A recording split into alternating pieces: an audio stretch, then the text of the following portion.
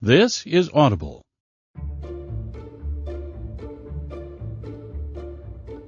Scholastic Audio presents I Am Slappy's Evil Twin, a Goosebumps SlappyWorld story by R.L. Stine. Read by Aaron Landon and P.J. Oakland, with Joe Freya as Slappy.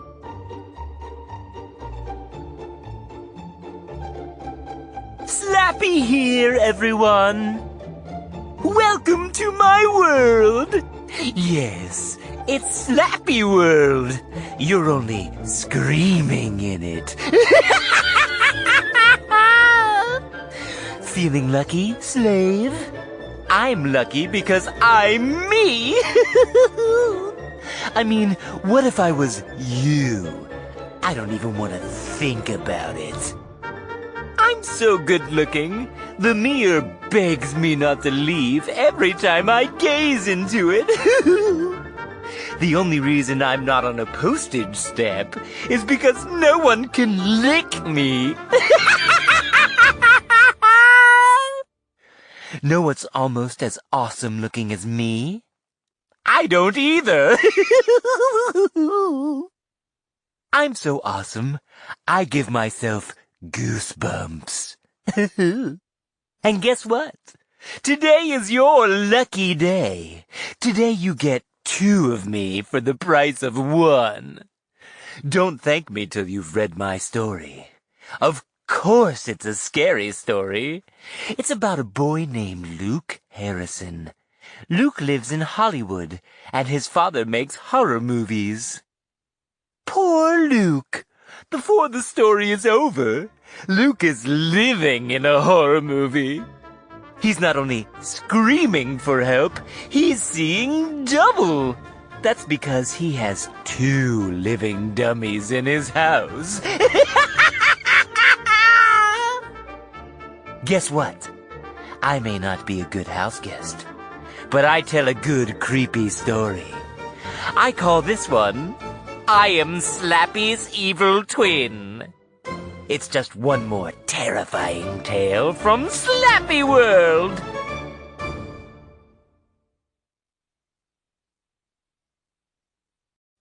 Prologue, 1920. Chapter 1. Franz Mahar strokes his white beard and gazes down at the face of the puppet he is making. The glassy olive-green eyes stare up at him. The doll's wooden face is still unpainted. The smooth lips are frozen in a pale grin. From the open window of his workshop, Mahar hears the bleating of sheep.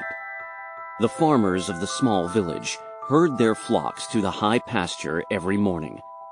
Then they bring the animals down as the afternoon sun begins to lower itself over the sloping hills. The village stands 80 miles from the nearest large town. Nothing has changed in 100 years. Cows and goats and pigs roam free. Mahar awakes to the sound of clucking chickens every morning. Mahar raises a long needle and leans over the work table. He begins sewing cuffs on the puppet's stiff white shirt. His fingers tremble. He is an old man now, with failing eyesight and unsteady hands.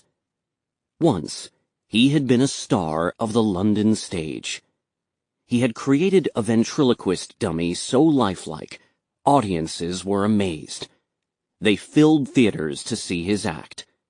He had fame and enough money to enjoy it. But then, there had been trouble. He shared the stage with the magician, Kandu. With his swirling scarlet cape and his ability to make anything appear or disappear, Kandu was also a star. They became friends. Mahar trusted Kandu. He didn't realize, until too late, that Kandu's magic came from a dark place. Kandu was a sorcerer. He could cast spells, and his spells were always evil. He could control people. He could make them say and do things they didn't want to do. Mahar learned a lot of magic from Kondu. He didn't realize that Kondu had an evil side. Until one day backstage, when Mahar was about to begin his act. He opened the long black case in which he kept Mr. Wood, his dummy. He bent down and began to lift the dummy from the case. "Ow!" Mahar cried out as the dummy's wooden hand swung up and punched him hard in the chin. "Keep your hands off me!" Mr. Wood shouted. Mahar stood there, staring in shock at him, rubbing the pain from his jaw. "I'm pulling the strings from now on," the dummy declared. He swung his wooden fist again and caught Mahar on the shoulder. Backing away, Mahar realized what had happened. Kondu had enchanted the dummy. Kondu had poured his evil magic into Mahar's creation. Mr. Wood was alive. Terrified, Mahar slammed the case shut. He left it on the stage. He never wanted to see that dummy again. He packed a bag and sailed for the United States. Mahar was desperate to flee, to leave the evil dummy behind. He hid away in this tiny farm village and built a small cottage and a workshop. He lived quietly, alone. He made no friends. He built his only friends. The puppets and dolls he created in his workshop were works of art. His hands gently carved their wooden heads and hands. He painted their faces. He sewed their costumes. He gave them personalities. He did puppet shows and ventriloquist acts for himself. And once in a while, he used the magic he had learned from Kondu. Some nights, he brought his puppets and dummies to life. He did it out of loneliness. He needed someone to talk to. So today, while the sheep bleat and the chickens cluck outside his window, Mahar puts the final touches on his latest creation. He finishes coloring the dummy's cheeks with gentle strokes of a small brush. "You are made from the finest hardwood," he tells the dummy, "and I have used the powers I learned to give you life." On its back on the work table, the dummy blinks its glassy eyes. "You will obey me at all times," Mahar says, pulling it up to a sitting position. He ties the dummy's polished brown shoes. "The magic I have poured into you can be dangerous. You must stay under my control. You must not follow any angry or cruel thoughts." The dummy blinks again. Does it understand Mahar's words? Mahar has more instructions for his creation, but he is interrupted by a knocking on the wooden cottage door. He jumps in surprise. "Who is pounding on my door so violently?" It sounds like more than one fist beating at the door, hard enough to break it open. I'm coming, Mahar murmurs. He sets the dummy onto its back on the work table. Then he wipes his aged hands on the sides of his overalls and limps to the door. He pulls it open slowly and utters a loud gasp. The entire village? Mahar's eyes blur as he sweeps his gaze over the grim-faced men and women. At least 24 of them. His legs begin to tremble. He tries to focus. Some of them carry torches. The men standing at the front of the group carry pistols. Mahar feels his throat tighten. He begins to choke. Finally, he finds his voice. What do you want? Why are you here? What are you going to do? Chapter 2. They all begin to shout at once. They shake angry fists at him. The flames from the torches shoot forward, as if attacking him. Men raise their pistols high in warning. "Please," Mahar begs. "Please!" Two farmers in overalls lower their shoulders and push Mahar back from the doorway. He stumbles against the wall. Shouting and cursing, the villagers burst into his cottage. They fill his front room. They wave the flaming torches angrily. A flower vase crashes to the floor. In the roar of voices, Mahar struggles to hear their words. "Please explain," he begs. The two farmers step up to him. They are big men, tall with big bellies behind their overalls. Mud clings to the cuffs of their pants. One is bald, the other has shaggy blonde hair that falls around his face. Their red foreheads are dripping with sweat. "I am Buster Bailey," the bald one declares. "My neighbor here is Seth Johnson. I believe you've seen us in the village." Mahar nods. They narrow their eyes at him. "You know what you have done," Bailey growls. No, Mahar stammers. I have done nothing." "It is you who has brought the bad luck to our village," the farmer says through clenched jaws. "Yes, it is you," Johnson repeats, shaking a meaty fist. "Our village is in ruins. The crops have withered and died." But, Mahar sputters. Johnson raises his hand to silence him. "The cows are all giving sour milk. Yesterday, a two-headed goat was born on my farm," Bailey growls. "The evil spreads from day to day, and you are the one who has brought it to us." His words make the crowd of villagers begin to shout out their anger. Mahar sees some of them raise fists. They move forward, ready to attack. He tries to protest, but their shouts drown out his words. "It's the dolls!" a woman cries. Her face is red and angry beneath a long gray scarf. "Look! There's a new one!" They turn to the dummy on its back on the work table. "The doll! It's the doll!" "Destroy it!" "The doll is evil! Look at that evil face!" Bailey grabs Mahar by the front of his work shirt. "Your dolls have brought a dozen misfortunes to our village." No, Mahar stammers. "No, you are wrong. They are just dolls, made of wood and cloth." "Evil! Evil! Evil!" Some villagers begin the chant. All eyes are on Mahar's dummy. The villagers' faces are twisted in fear. "Evil! Kill the evil! Kill the evil!"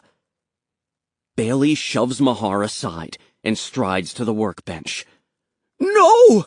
Mahar screams. But he is helpless to stop them. The farmer grabs the dummy by its waist and hoists it over his head. The shouts stop suddenly. A hush falls over the cottage. The dummy's arms and legs hang limply from Bailey's meaty hand. Its head is tilted back. Its eyes gaze glassily to the ceiling. "Please," Mahar begs. "The doll is my life's work. It took years to make. I beg you." The farmer lowers his shoulder and shoves Mahar out of the way again. Mahar stumbles back against the work table. The two farmers start toward the door. The crowd steps back to allow them room to leave. "Burn it!" someone shouts. "Burn the doll!" cries the woman in the gray scarf. "Burn it! Burn it!" The farmers lumber out of the cottage. Bailey still holds the dummy high over his head. His heart pounding, Mahar watches from the doorway of his cottage as the villagers work together to build a bonfire. His whole body trembles, and he feels as if his heart may burst open. The smell of their fear lingers in his cottage. He can't erase their angry faces from his mind. Such hatred and superstition. How could these people suspect an innocent doll of bringing bad luck to their village? The villagers work in silence. They stack tree branches and sticks of kindling in a high pile on the dirt road across from Mahar's cottage. They scatter dead, dry leaves at the bottom to make the fire catch quickly. It doesn't take long to build a tall mountain of wood. In the distance, Mahar hears the sad bleating of goats in their pasture. He tries to picture the two-headed goat. He is still picturing it as the torches are lowered to the woodpile. The flames catch quickly. Mahar holds his breath and watches the fire climb the mound of sticks and branches. When the flames have reached the top, the fire crackles and snaps. The yellow-orange flames dance and leap about. The villagers have formed a circle around the bonfire. Mahar watches their eager faces, lighted by the fire. Their eyes are wide with excitement. The only sound is the crackling of leaves and sticks. Johnson, his long blonde hair glowing from the fire, breaks the silence with a booming shout. "Goodbye to evil!" "Goodbye to evil!" villagers shout. "Goodbye to evil! Goodbye to evil!" Mahar gasps as Bailey heaves the dummy into the flames. The fire surrounds the dummy. Its suit jacket and pants erupt in flames. And then, as Mahar watches from the cottage doorway, the fire swallows the dummy. It disappears into the swirling flames, as if being eaten in one gulp. And from behind the dancing, darting flames, a howl of pain and horror rings out over the crowd of silent onlookers. Chapter 3. All eyes turn to the cottage as the scream bursts through the air. It is Mahar's scream. And now he stands there on trembling legs, mouth still open, throat aching from his piercing cry. Bailey and Johnson turn from the blaze and come striding heavily up to Mahar. Bailey points an accusing finger. "You must stop your evil work!" "If you want to remain in the village," Johnson adds, "if you want to remain alive, you will heed our warning. You will stop your evil work." Mahar sighs and shakes his head sadly. He lowers his eyes to the ground. "My work is over," he murmurs. His shoulders tremble. His voice breaks. "You have destroyed my life's work." The two farmers stare hard at him for a long moment. Mahar can see the anger and hatred in their eyes. He watches them turn and make their way back to the villagers and the still crackling bonfire. Mahar slams the cottage door shut. He leans against the door, waiting to catch his breath. He wipes the sweat from his beard. "The fools," he murmurs. "The stupid fools." He peers out the cottage window to make sure no one is near. Then he crosses the room to a door hidden in the back of his workshop. His hand trembles as he opens it and turns on the lamp.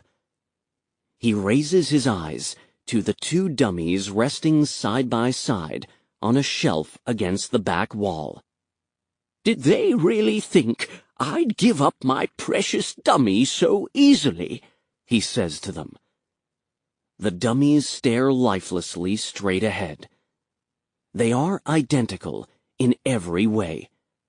The only difference: one has olive green eyes. The other's eyes are black. Mahar chuckles. "The fools! Did they really think I had but one dummy?" He reaches for the green-eyed dummy and lowers it from the shelf. He cradles it in his arms. "They'll never get you," Mahar tells the dummies. "My friends, my true friends." "Fools!" the dummy cries in a high, tinny voice. "Fools!" Then both dummies toss back their heads, open their mouths wide, and laugh. Mahar laughs along with them. Laughs till he has tears in his eyes. The three of them laugh long and hard, enjoying the good joke. This year. Chapter 4. Hey guys, I'm Luke Harrison. I'm the redheaded kid poking around in the tool chest in the garage, trying to figure out what a Phillips screwdriver looks like. Yes, I'm 12, and I probably should know more about tools by now, but I'm not the mechanical type. I mean, the most complicated thing I ever built was a snowman. That's a joke. Actually, I've never built anything in my life, until we decided to build this drone for a school contest. Hurry up, Luke. I can't hold this forever. That's my sister Kelly, across the garage. She's holding two pieces of the frame together. Kelly isn't much help either. Well, she's good at holding things, and she's good at telling us what we're doing wrong, so I guess that's helpful. Luckily, our friend Jamal is a mechanical genius. No, seriously, he's a genius at this stuff. He was one of those kids who built an entire city as big as his living room out of Legos when he was still in diapers. Jamal bought the make-your-own drone kit we're using, and when he spread all the pieces out in our garage, he didn't like the instructions, so he threw them out. He said he could do it better, and we believed him. The drone is going to be pretty big, bigger than our power mower, and yes, it's going to fly. Dad bought a tall propane tank to fuel it up once it's built. And I know it will be built as soon as I find the Phillips screwdriver. I rattled the stuff around in the tool chest, searching for it. "It's the one with the yellow handle," Jamal called. "Right on top." He could spot it from across the garage. I told you he's a genius. I brought him the screwdriver. Kelly held the two pieces of aluminum together, and Jamal fastened them, working the screwdriver easily and tightening it until he couldn't turn it anymore. "What's this piece?" I asked. I held up a narrow strip of aluminum. I waved it in Jamal's face. "This would make an awesome sword." "That's one of the propellers," Jamal said. "We're not ready for that." "Give Jamal some space," Kelly said, waving me away. Kelly is 2 years younger than me, but she's very bossy. She's always telling me to back off and let Jamal work. She's the baby in the family, and she's cute and blonde with dimples in her cheeks, so she thinks she's something special. I don't mean to sound harsh. Kelly and I get along really well, especially if I do whatever she says. "Here's what has to happen," Jamal said. "We do it in the right order. First the frame, then the propellers, then the motors." I set the propeller piece down beside the others. I turned and studied the motors that were lined up against the wall. The drone had 4 motors. We had special batteries for the motors, and then a small propane tank for the back of the frame. I guess for liftoff. Kelly and Jamal began to assemble another side of the frame. The afternoon sun slid behind some trees, and shadows swept over the garage. I stepped to the back wall and clicked on the garage lights. "Don't say I'm not helpful," I called to them. They ignored me. I turned and stumbled over the big propane tank. The tank was huge, about 3 feet taller than me. It looked like the water heater we have in the basement. I stumbled into it, and as I watched in horror, the tank began to tilt and fall over. I made a wild grab for it, but it was too heavy. It slipped right out of my hands. Like a nightmare, the whole thing seemed to be happening in slow motion. The tank was going down, about to crash onto the hard concrete garage floor. I grabbed for it again, missed, and then I screamed, "Look out! It's going to blow!" Chapter 5. With a gasp, I lurched forward. I wrapped my arms around the tall metal tank. Ugh! A groan escaped my throat as I held the tank upright, and with a desperate tug, I managed to stand it up again. My heart was pounding so hard, I could feel it in my chest. I turned and saw Kelly and Jamal staring at me. They hadn't moved. They were still on their knees on the garage floor, holding onto the drone frame. "Luke, were you joking?" Kelly demanded. "I wish," I muttered, wiping the sweat off my forehead. Jamal narrowed his eyes at me. "You mean you almost turned this into a horror movie?" I nodded. We talk about horror movies a lot in my house, because that's what my dad does for a living. Dad is owner of Horror House Films. He produces horror movies. If you're into horror, maybe you've seen some of his films. Attack of the 2,000-pound dachshund? The creature from the Cincinnati suburbs? He's made at least a dozen of them. Dad brings home a lot of the things he uses in his films. Creepy masks and costumes and all kinds of skeletons and skulls and monster heads. He lets us borrow some of them. It's a lot of fun for Kelly and me. We put on horror plays in our basement with them. Some of the stuff he brings home is valuable. He keeps those things in display cases up in the attic. He calls it his horror museum. He's always telling us how lucky we are. He says, "How many houses up here in the Hollywood Hills have horror museums hidden inside them?"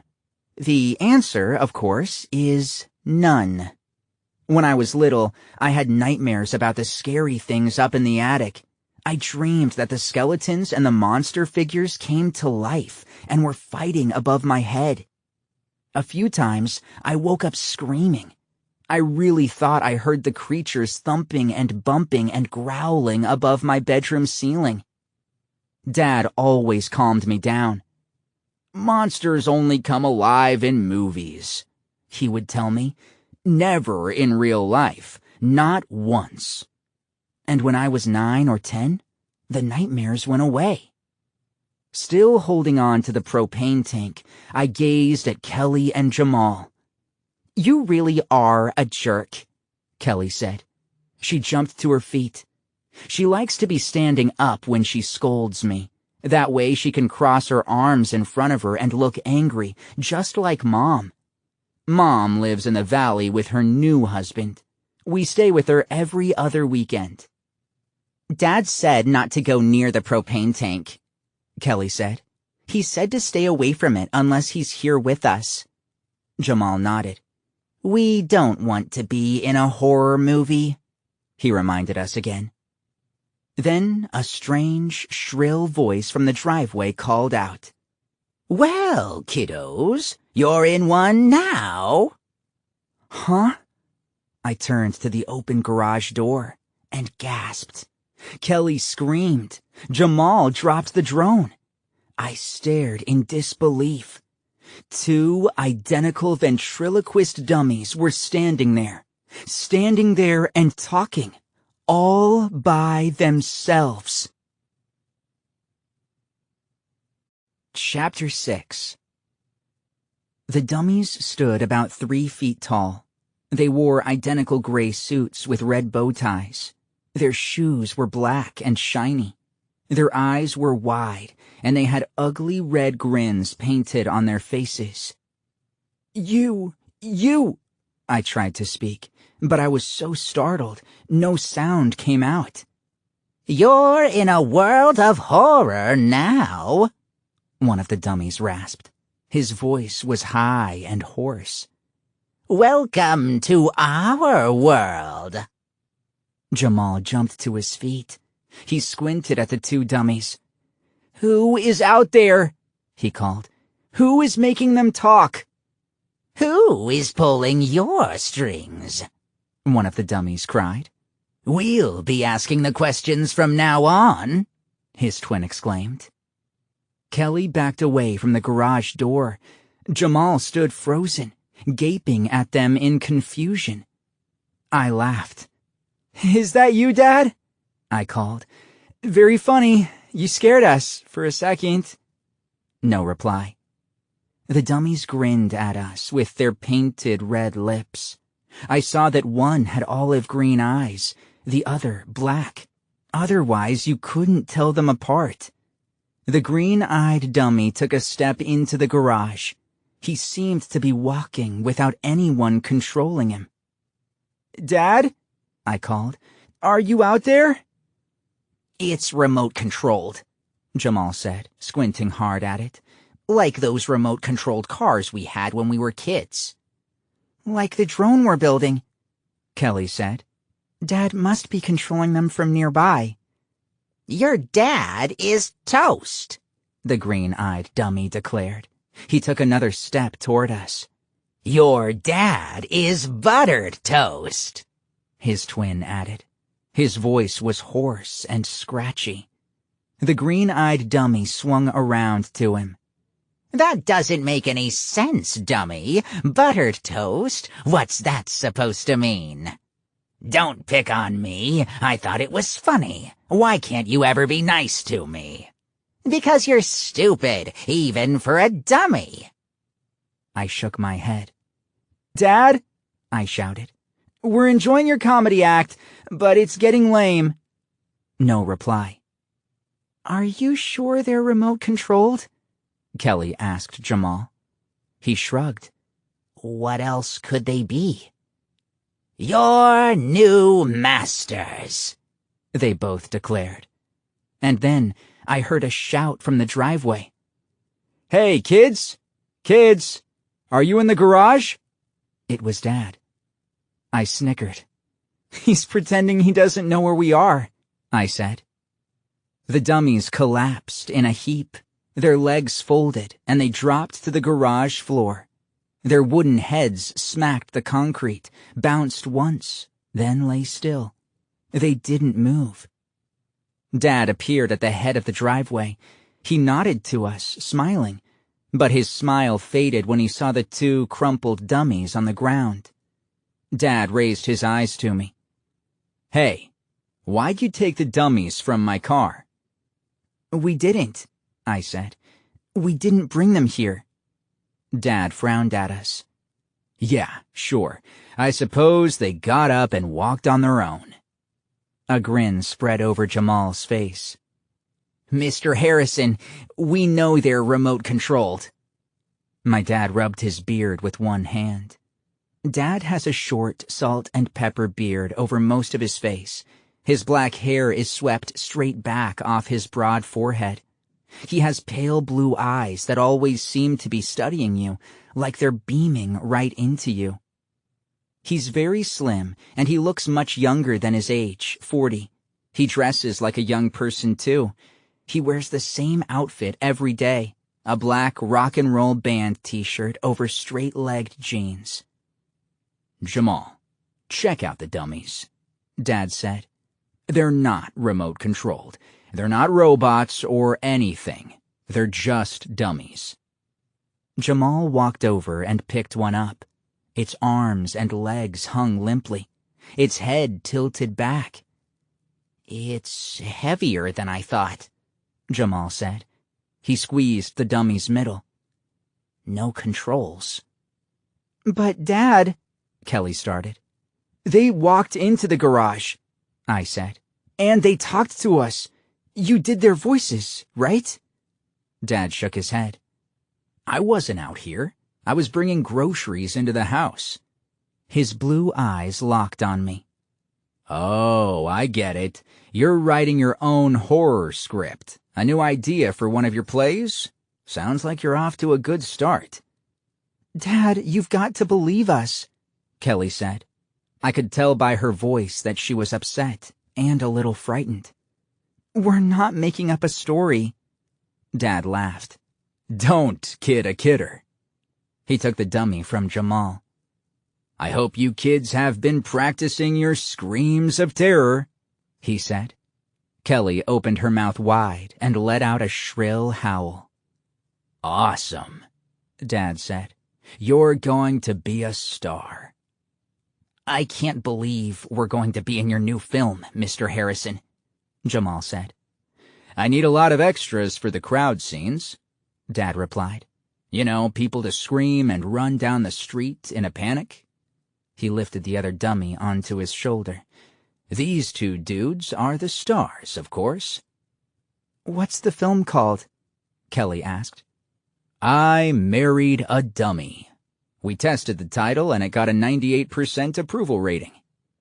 "Is that good?" I asked.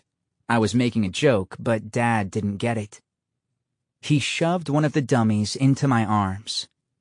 "Luke, help me carry this one up to the attic." I took the dummy and swung it onto my shoulder. I began to follow Dad to the house. As I walked, the wooden hand bounced against my arm.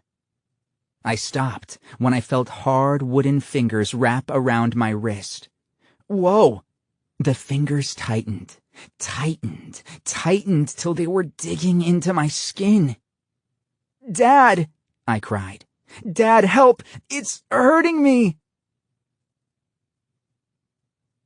Chapter 7. Dad spun around. "My hand!" I groaned. He squinted at me. "What's wrong?" The dummy's arm drooped limply now. The wooden hand hung lifelessly near the grass, nowhere near my wrist. It grabbed my wrist," I stammered. The pain was still shooting down my arm. Dad rolled his eyes. "Luke, give me a break. You can carry a joke too far, you know?" "Dad, it's not a joke," I said. I held up my wrist. "Look, it's red." "I don't see it," Dad replied. "Why are you doing this, Luke? If you don't want to be in the movie, just tell me." He rubbed his beard. "Are you really afraid of these two old puppets?" No way," I said. I could see that Dad wasn't going to believe me.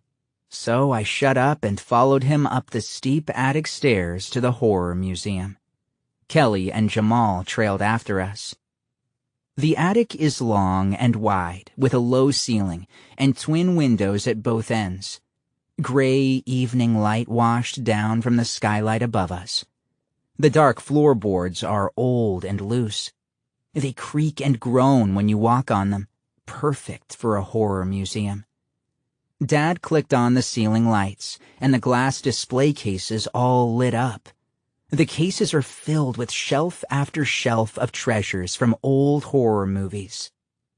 I glanced at the mummy hand from the original Mummy movie, Frankenstein's huge shoes from the first Frankenstein film, a shark jaw from the movie Jaws. We walked along one wall covered with old movie posters, The Creature from the Black Lagoon, Nightmare on Elm Street, The Brain That Wouldn't Die. Jamal hung back. I noticed that he kept his eyes straight forward. He didn't look at any of the displays or posters. He never liked to come up here, He insisted he wasn't afraid. He said he just wasn't a big horror fan. I like sci-fi movies better, he said. The ones where they show all kinds of amazing bots and virtual reality and machines from the future. Typical Jamal. Dad led the way to an empty glass display case. He set his dummy down on top of it and took the other dummy from my arms. I rubbed my wrist. It still ached. "Why are we locking them up in the attic if you need them for the movie?" I asked. "They're very valuable," Dad said. "I need to keep them safe and sound." "And when the movie is over?" I asked. "Are you going to keep them up here?" Dad shook his head. "No, I'm going to sell them. I have 2 collectors who are dying to get their hands on them. One in Pasadena and one in Beijing, China. Do you believe that? Selling these dummies will pay for your college education." "Wow," Kelly said. "They're totally valuable." "You mean you're going to split them up?" Jamal asked, his eyes on the dummies. "Aren't they like brothers?" "Yeah, they're identical twins," Kelly said. Dad laughed. "Dummies can't be brothers. They're dummies. What's wrong with you kids? They're not alive. They only come to life in movies like the one I'm making." We didn't say anything. I gazed at the 2 grinning dummies. I had a really bad feeling about them. "Help me get them in the case," Dad said. Kelly picked up one, and I picked up the other. Dad lifted the glass lid. We lowered the dummies into the case and set them down on their backs. Their glassy eyes stared straight up at the ceiling. We placed their arms at their sides. Dad took a silvery key and carefully locked the case. He set the key down on a table across from us. "Don't play with them, okay?" he said. "Don't take them out of the case." "That won't be a problem," I said, rubbing my wrist. "I've got to be honest. I like scary movies. In fact, I like all of my dad's movies. But these 2 grinning dummies were creeping me out. I was seriously glad they were locked in that case." "How is the drone coming along?" Dad asked Jamal. "Good," Jamal said. "The frame is almost built. We should be able to put on the propellers by the end of the weekend." "Awesome," Dad said. "You'll need me to load the propane from the big tank into the drone." "Maybe next weekend," Jamal said. "That's excellent," Dad said. "I can't wait to fly it over the neighbors' houses and scare them to death." He laughed. "You sure like to scare people, Dad," Kelly said. His phone rang before he could reply. His ringtone is a woman screaming in horror. He glanced at the screen. "I have to take this," he said. He raised the phone to his ear and headed down the stairs. I backed away from the glass case. "Those dummies were really talking, right? You heard them," I said to Kelly. "It was just Dad," Kelly said. "It had to be. He was playing a joke on us." She wandered along the aisle of display cases. "Have you seen these?" she asked Jamal. "Dad's new collection of vampire fangs? He has a little tag on each one to identify what movie it came from." "Your dad is weird," Jamal said. "I mean, I like him. He's a nice guy, but he's weird." He shivered. "Can we go downstairs now?" "Good idea," I said. I started toward the attic stairs, but I stopped when I heard a sound. Tap, tap, tap. At first, I thought it was a bird at the window. We have a woodpecker who is trying to drill a hole in our house. Tap, tap, tap. I turned toward the sound. It was coming from the dummy's display case. I glimpsed Kelly's face. Her eyes were wide with shock. I took a step toward the glass case and gasped when I saw one of the dummies, flat on his back, raise a wooden hand. Tap, Tap, tap. He raised his hand and began to pound hard against the lid. Tap, tap, tap. Chapter 8. Tap, tap, tap, tap, tap. No, I cried. This isn't happening. He's trying to push his way out, Jamal cried. He backed away, his face twisted in fear. This can't be, I murmured. Dad, Kelly screamed. Dad, come quick! No reply. He didn't hear us, I said. He probably went into his office to take that call. Tap, tap, tap. Dad, Dad, she screamed. No answer. I held my breath as the other dummy raised both hands to the glass lid and began to pound. The two dummies were pushing the lid, knocking their wooden hands against it. Let's get out of here, Jamal cried, his voice cracking in fright. No, wait, I said. Wait, I have an idea. Tap, tap, tap, tap. Jamal was halfway to the stairs. What's your idea? He stammered.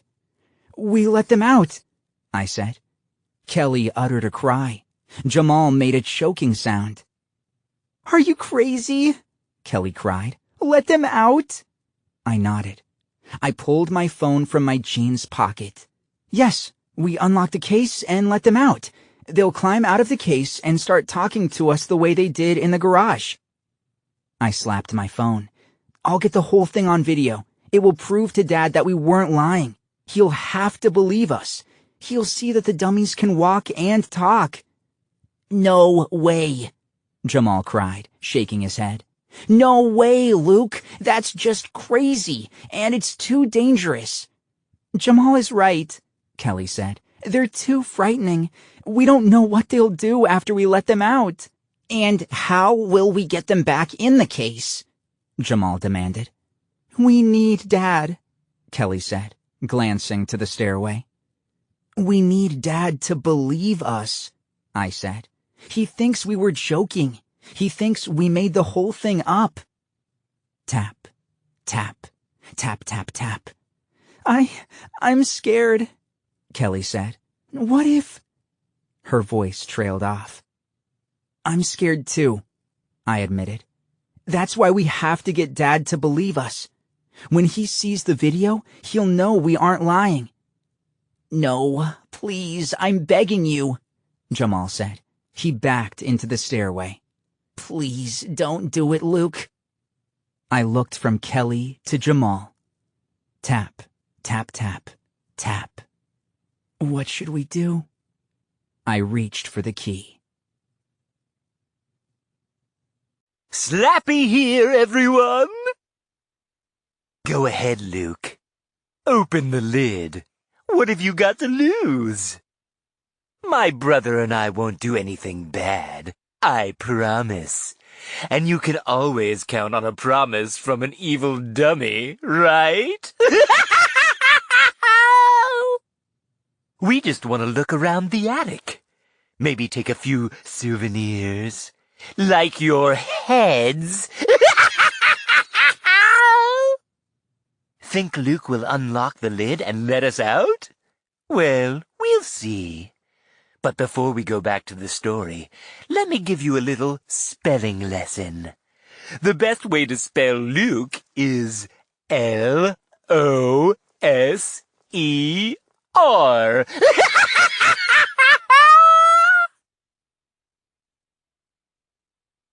Chapter 9. I pushed the record button on my phone and handed the phone to Kelly. She was so frightened, it almost slid through her cold, wet hand. Luke, don't. I heard Jamal's pleas from the stairway, but I ignored him. I knew what I had to do. I turned the key in the lock and lifted the lid of the glass case. Huh? We all gasped as the two dummies sprang up to a sitting position at once. Thanks for the fresh air, the black-eyed one exclaimed. I was getting a leg cramp in there." "You certainly took your time," the green-eyed dummy shouted. "Now, I'm going to take a long time paying you back." Now, Slappy," his twin scolded. "Don't frighten them. Why can't you ever be gentle? Snappy, why can't you ever be smart? Is it because you've got sawdust for brains? Ha ha ha ha!" "See," the black-eyed one replied. "That's why you have so much trouble making friends. You don't try to be nice." Kelly, Jamal, and I stood frozen, watching them argue, their wooden mouths snapping up and down, their eyes sliding from side to side. Kelly kept the phone raised, aimed at them, her hand trembling.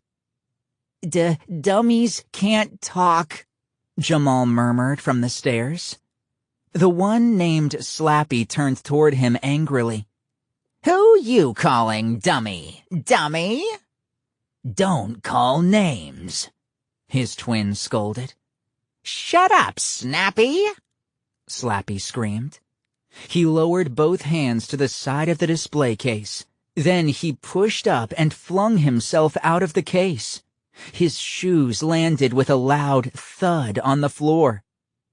Jamal uttered a frightened cry. Kelly took a step back, but continued to video him. "Don't be so scared, kids," Slappy rasped. "We're not frightening. We're only terrifying. Ha ha ha ha!" "Don't be so harsh, Slappy," his twin said. A growl escaped Slappy's open mouth. He turned and tugged Snappy out of the box. He slammed him hard onto his feet on the floor. Then he turned back to us. "My name is Slappy," he said, taking a small bow. "My genius brother is Snappy, but from now on, you can call us Master. Ha ha ha ha! Be nice, Slappy," Snappy said quietly. His voice was softer than his twin's. He appeared almost shy. Slappy ignored him. "Your father thinks he can split us up. I heard what he said. But the only thing that will be split is his head. Ha ha ha ha!" His laugh was more frightening than his words. It was cold and cruel and didn't sound like laughter at all. "No violence, brother," Snappy said, shaking his head. "You know I hate violence." I realized my heart was beating like crazy. My whole body felt cold and shaky. I glanced back at Jamal. He had his hands raised in front of him like a shield. "We're going to teach your father a lesson," Slappy rasped in his hoarse, shrill voice. "We're going to make him pay for thinking he can split us up. And guess what, slaves? You're going to help us. Ha ha ha ha!" "Don't force them, Slappy," Snappy said. "That's no way to make friends." Kelly turned to me, raising the phone. "I think I've got enough, Luke. This video will definitely convince Dad." I nodded toward the attic stairs. "Go, fast, show it to him." She turned to go, but Slappy moved quickly. He jumped in front of her. He grabbed the phone from her hand. I heard a loud crack as he closed his wooden fingers around it. "Hey!" Kelly made a wild grab for the phone. Missed. Slappy skipped out of her reach, laughing. "Give it back, Slappy," his twin said. "You know that doesn't belong to you. Why can't you be considerate of other people's property?" Slappy's eyes spun, and he tossed both arms up and screamed in a rage. "Shut up, Snappy! I'm warning you, don't cramp my style, you blockhead. Names can never hurt me." Snappy replied in a sing-song voice. Then how about this? Slappy screamed. He swung his fist hard. It landed with a thud against Snappy's chest. No fighting! No fighting! Snappy cried. I watched, frozen in shock, unable to believe what I was seeing. Slappy attacked Snappy again. They punched each other, their wooden fists landing against their soft middles. Screaming and calling each other names, they wrapped their arms around each other and pulled themselves down to the floor. I jumped out of the way as they wrestled, rolling down the aisle. They punched and headbutted and kicked and bit each other. You're mean, Slappy. You've always been so mean to me. You idiot! Snappy, you'll be a dummy for the rest of your life. Jamal was still frozen at the stairs. Kelly leaped out of the way as the dummies wrestled and rolled down the aisle. I saw where they were heading. "Look out!" I screamed. Too late. They barreled full force into Dad's tall china statue of Edgar Allan Poe. "No!" I screamed again as they hit it hard. They rolled into the legs of the statue and sent it toppling to the floor. It landed with a deafening crash and shattered into 1,000 pieces. Shards of china went flying across the floor. The dummies, arms wrapped around each other on the floor, stopped fighting. And as I stared at the mess all around, my dad's precious china sculpture, I heard his voice calling from the bottom of the attic stairs. "What's going on up there? Did I hear a crash? Did I hear broken glass?" Before anyone could answer, Dad came charging up the stairs. Chapter 10. Dad burst into the attic, eyes wide with alarm. "What's going on, guys?" Kelly, Jamal, and I stood frozen in place. Dad took several steps toward us. At first, he didn't notice the missing Poe sculpture, but then his shoes crunched over pieces of broken china. He glanced down and groaned. He dropped to the floor and gathered up a few jagged pieces. "The Poe statue? Is that what this is?" He gazed up at me. Well..." Suddenly, I couldn't remember any words. "You broke the Poe statue?" Dad's voice was a lot higher than usual. He dropped the chunks of china to the floor and stood up. Jamal was the first one to find his voice. "We didn't do it, Mr. Harrison." Kelly nodded. "It's true." "Then who did it?" Dad demanded. "Elves?" "The dummies did it, Dad," I said. I did a stupid thing. I let them out of the case. They started to fight and, well, they knocked over the statue." Dad studied me for a long moment. Then he turned to the glass display case at the end of the aisle. "Oh, no," I murmured. I saw them. The two dummies. They were back in the case, flat on their backs. "No!" Kelly cried, stepping up to the display case. "No, it's impossible." Dad shook his head. "What did I teach you about taking responsibility for the things you do?" You've got to believe us, Dad," I stammered. I couldn't take my eyes off the two dummies, folded up in the case, staring blankly at the ceiling. "I let them out. One of them is called Slappy. He was angry because you planned to split them up. He said he wanted to make trouble for you." Dad raised a hand to signal silence. "You've got a good imagination, Luke. You should write all this down. It's the start of the screenplay you're obviously working on." "But, Dad..." "No. I'm impressed, seriously. I'm impressed that you can make up a crazy story like that on the spot. You didn't even take a breath." He rubbed his beard, his eyes locked on mine. "You broke my post statue, and 2 seconds later you've got a story to get you out of trouble. Amazing." "He's telling the truth, Mr. Harrison," Jamal said. Dad waved him away.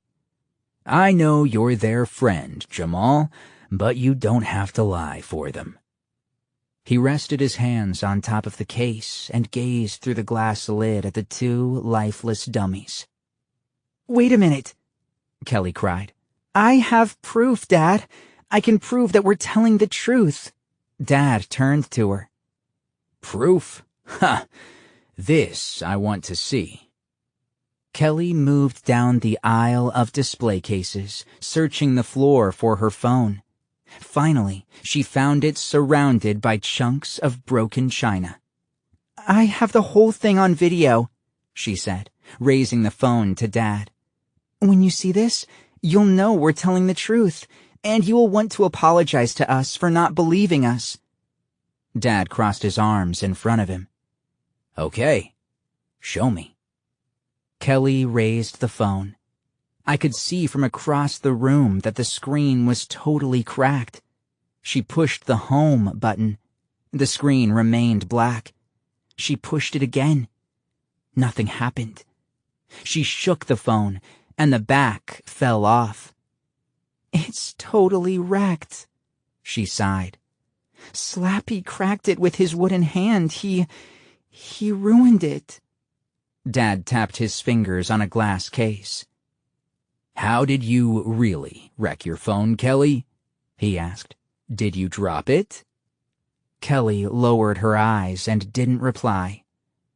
"I guess you don't have proof," Dad said. Kelly's shoulders drooped. "And I guess you kids think you're going to blame everything bad that happens around here on the dummies. Well, you'd better stop that right now." "But, Dad," I started. He covered my mouth with his hand. "No more." I said. "One more incident with the dummies," he said, "and I won't use you in the movie. I'm serious. You'll miss all the fun. Promise me this is the last time." "Promise," I muttered. What else could I do? I really wanted to be in the movie. So did Kelly and Jamal. And I wanted Dad to believe us. I didn't want him to think we were lying or making stuff up. But I had to be sure those dummies didn't try to hurt Dad. I had to make sure they stayed in the case. I looked for the key to lock them in and gasped. The top of the key was poking out of Slappy's pocket in the front of his jacket. "Dad, look," I said. "I'm not looking at anything." He shook his head. "I've seen enough. Come downstairs." I sighed as I followed Dad to the stairs. As I started down, I turned back and saw Slappy move in the glass case. He turned his head and winked at me. Then he raised one hand and waved bye-bye. Chapter 11. The dummies weren't going to give up. They didn't want Dad to split them up. I knew they would keep making trouble. What were they going to do to him? I didn't know. How could I know what a wooden-headed dummy was thinking? All I knew was that we had to convince Dad he was in trouble. Somehow, we had to prove to him that we were telling the truth. That wasn't going to be easy. At dinner, every time Kelly or I said the word dummy, Dad raised a finger to his mouth and made a zipping motion over his lips. The word was forbidden. Kelly and I sat helplessly, nibbling at our macaroni and avocado salad. We didn't feel like eating. I had a heavy feeling in my stomach, and my throat felt tight, making it hard to swallow. We tried to talk to Dad about our drone building and about school and stuff, but I knew we both had only one thing on our minds: those two dummies. It took me a long time to fall asleep that night. The ceiling in my room is low, and the attic is right above my head. Our house is pretty old, and it's at the edge of the hilltop overlooking the valley, so it kind of tilts. Every creak and groan and squeak made me gasp and sit straight up in bed. Each time, I was sure I heard the two dummies moving around up there. Yawning, I tried putting the pillow over my head to block out all sounds. Finally, after midnight, I drifted into a light sleep. But a thump at my bedroom door made me sit up again, wide awake and alert. "Hey!" I cried. My bedroom door began to slide open. Before I went to bed, I'd made sure the door had clicked shut, but someone had turned the knob.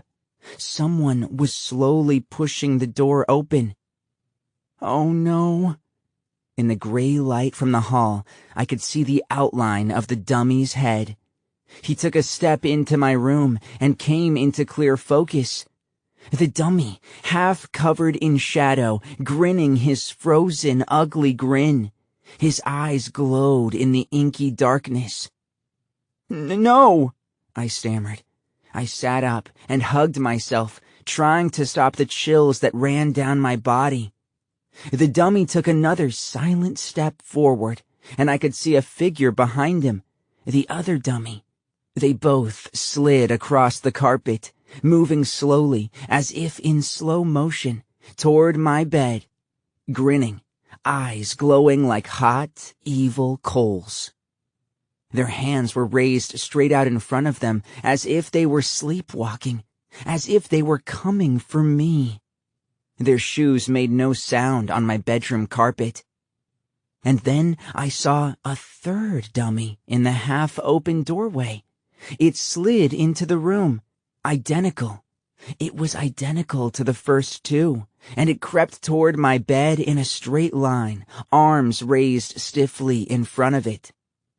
And when the fourth dummy appeared in the room, the whispers began.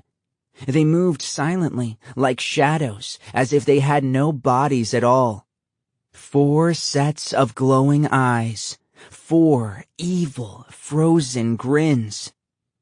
Whispering, the 4 of them whispering in unison, the most terrifying sound I'd ever heard in my life. I'm Slappy. I'm Snappy. I'm Slappy. I'm Snappy. The stiff wooden hands reached for me, reached for my throat. I opened my mouth wide and began to scream.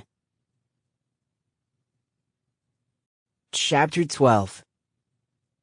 I knew it was a dream the moment I sat up.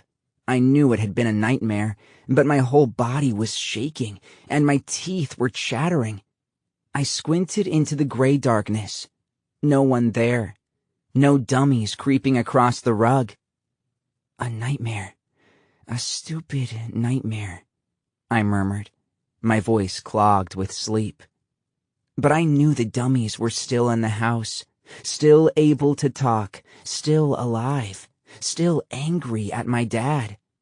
That wasn't a dream. It was a different kind of nightmare. A living nightmare. I hugged myself, forcing the shudders to stop. Outside my bedroom window, I heard a truck rumble past, and I heard a burst of wind rushing through the trees. It always gets windy up here in the hills. I took long, slow breaths, waiting for my heart to stop pounding, and then I heard another sound. A thump, a tap, outside my room. I turned to the door. It was still shut, still the way I'd left it. I held my breath and listened. Another thud, footsteps. Yes, footsteps on the other side of my bedroom door. Slow, thudding footsteps inching toward my room. The dummies were out there. I could hear them clearly. They had climbed out of the display case, come down the attic stairs, and now they were in the hall, moving together, moving toward my room. No, they can't do this, I thought. I won't let them do this. I'm going to stop them and show them to Dad. I let my breath out in a whoosh. Ignoring the chills at the back of my neck, I leaped to my feet. My legs were trembling, but I stumbled to the door. With a low cry, I swung the door open and burst out into the hall. A dim yellow nightlight at the floor provided a faint circle of light on the wall, and beyond it, halfway down the hall, I saw him. Saw the dummy, hidden in a deep shadow. I took a running start, let out a hoarse cry as I ran, lowered my shoulder, and tackled him to the floor. Chapter 13. Luke, what are you doing? I blinked. It took me a few seconds to realize I had tackled Kelly. There we were, sprawled on the floor in our pajamas. I had landed on her back, and I was pushing her face into the carpet. Oh, wow, I murmured. I struggled to stand up.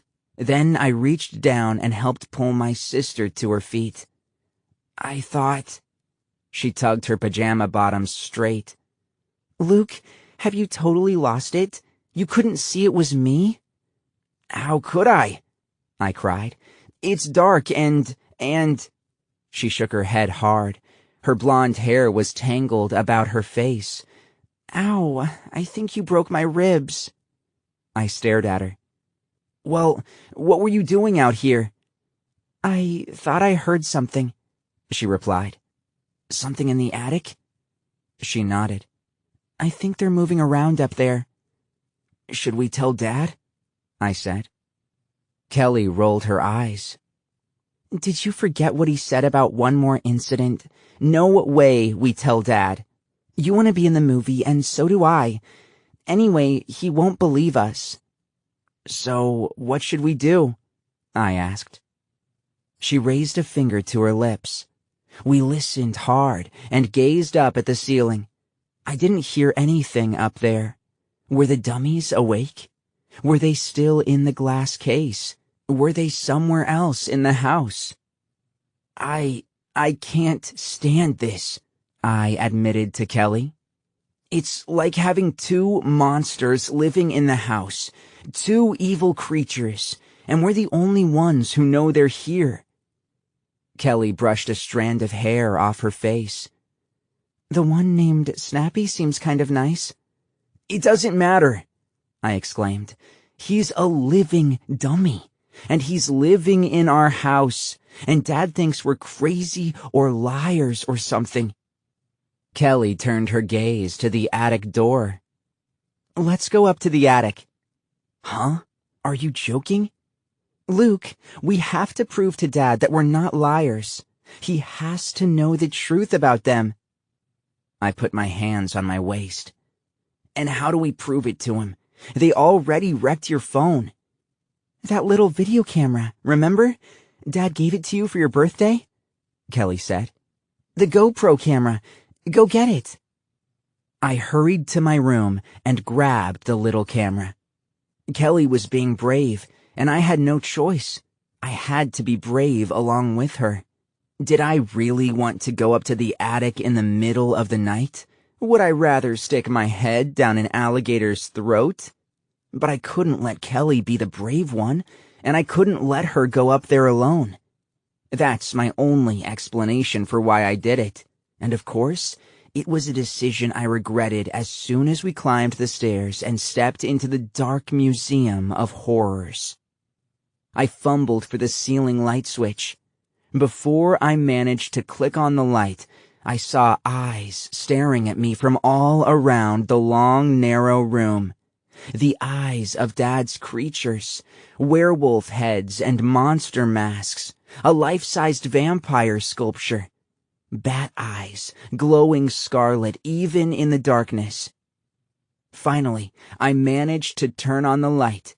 It flickered overhead, and all the creatures came into focus. Still scary, even in the yellow light. All the creatures appeared to be watching us and waiting to pounce. Of course, I was letting my imagination run away with me. But wouldn't you? If the two wooden dummies could come to life, couldn't the other creatures begin to move around too? Couldn't they begin to walk and growl and talk and attack? The little camera almost slipped from my hand. I realized my hands were ice cold and wet with sweat. I gripped the GoPro tightly and held it close to my chest as I led the way down the aisle of display cases. "Get ready," Kelly said. She walked close behind me, close enough to bump me as we made our way to the back of the attic. "Get the camera ready, Luke." I obediently raised the camera. I took a deep, shuddering breath. We stepped up to the glass display case. We both stopped a few inches away and peered down through the glass lid. Empty. The case was empty. "Gone," I stammered. I turned to Kelly, but before I could say anything more, I felt a hand grab my shoulder. Hard fingers pressed painfully into my shoulder from behind. Kelly and I both started to scream, high wails of terror that shook the attic walls. Chapter 14. My knees started to fold. I grabbed the top of the case to hold myself up. The hard fingers dug into my shoulder. I spun around and stared at the grinning dummy, his green eyes alive with excitement. His wooden hand held its grip on me, squeezing so tightly I wanted to scream. "Enough playtime, kiddies," he rasped in his tinny, hoarse voice. "Let's make a real horror film." He tossed back his head and laughed his cold, ugly laugh. I tugged free and staggered back to the wall. I tried to rub the pain from my throbbing shoulder. "Slappy," I choked out. I saw Snappy, his twin, standing against the wall. "Slappy, play nice," he scolded. "Why can't you ever get along with others?" Slappy spun on his brother. "Shut your wooden mouth. I'll pound your head like a woodpecker." Snappy shook his head sadly, but didn't reply. Slappy lurched forward and swiped the little camera from my hand. He turned it on Kelly and me. "Okay, scream. Let's hear you scream. Give it all you've got." Kelly and I couldn't help it. We screamed. I hoped our cries might wake up Dad. "Why are you doing this?" Kelly yelled at Slappy. "Why?" He ignored her question. He just tossed back his head and laughed again. Then he shoved the camera into Kelly's hands. "Okay, get a good close-up of me now. Get a good profile shot. Be sure to get my better side." Kelly's hands shook as she pointed the camera at him.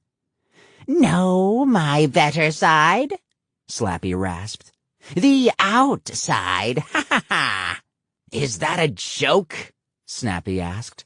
"You're a joke," Slappy cried.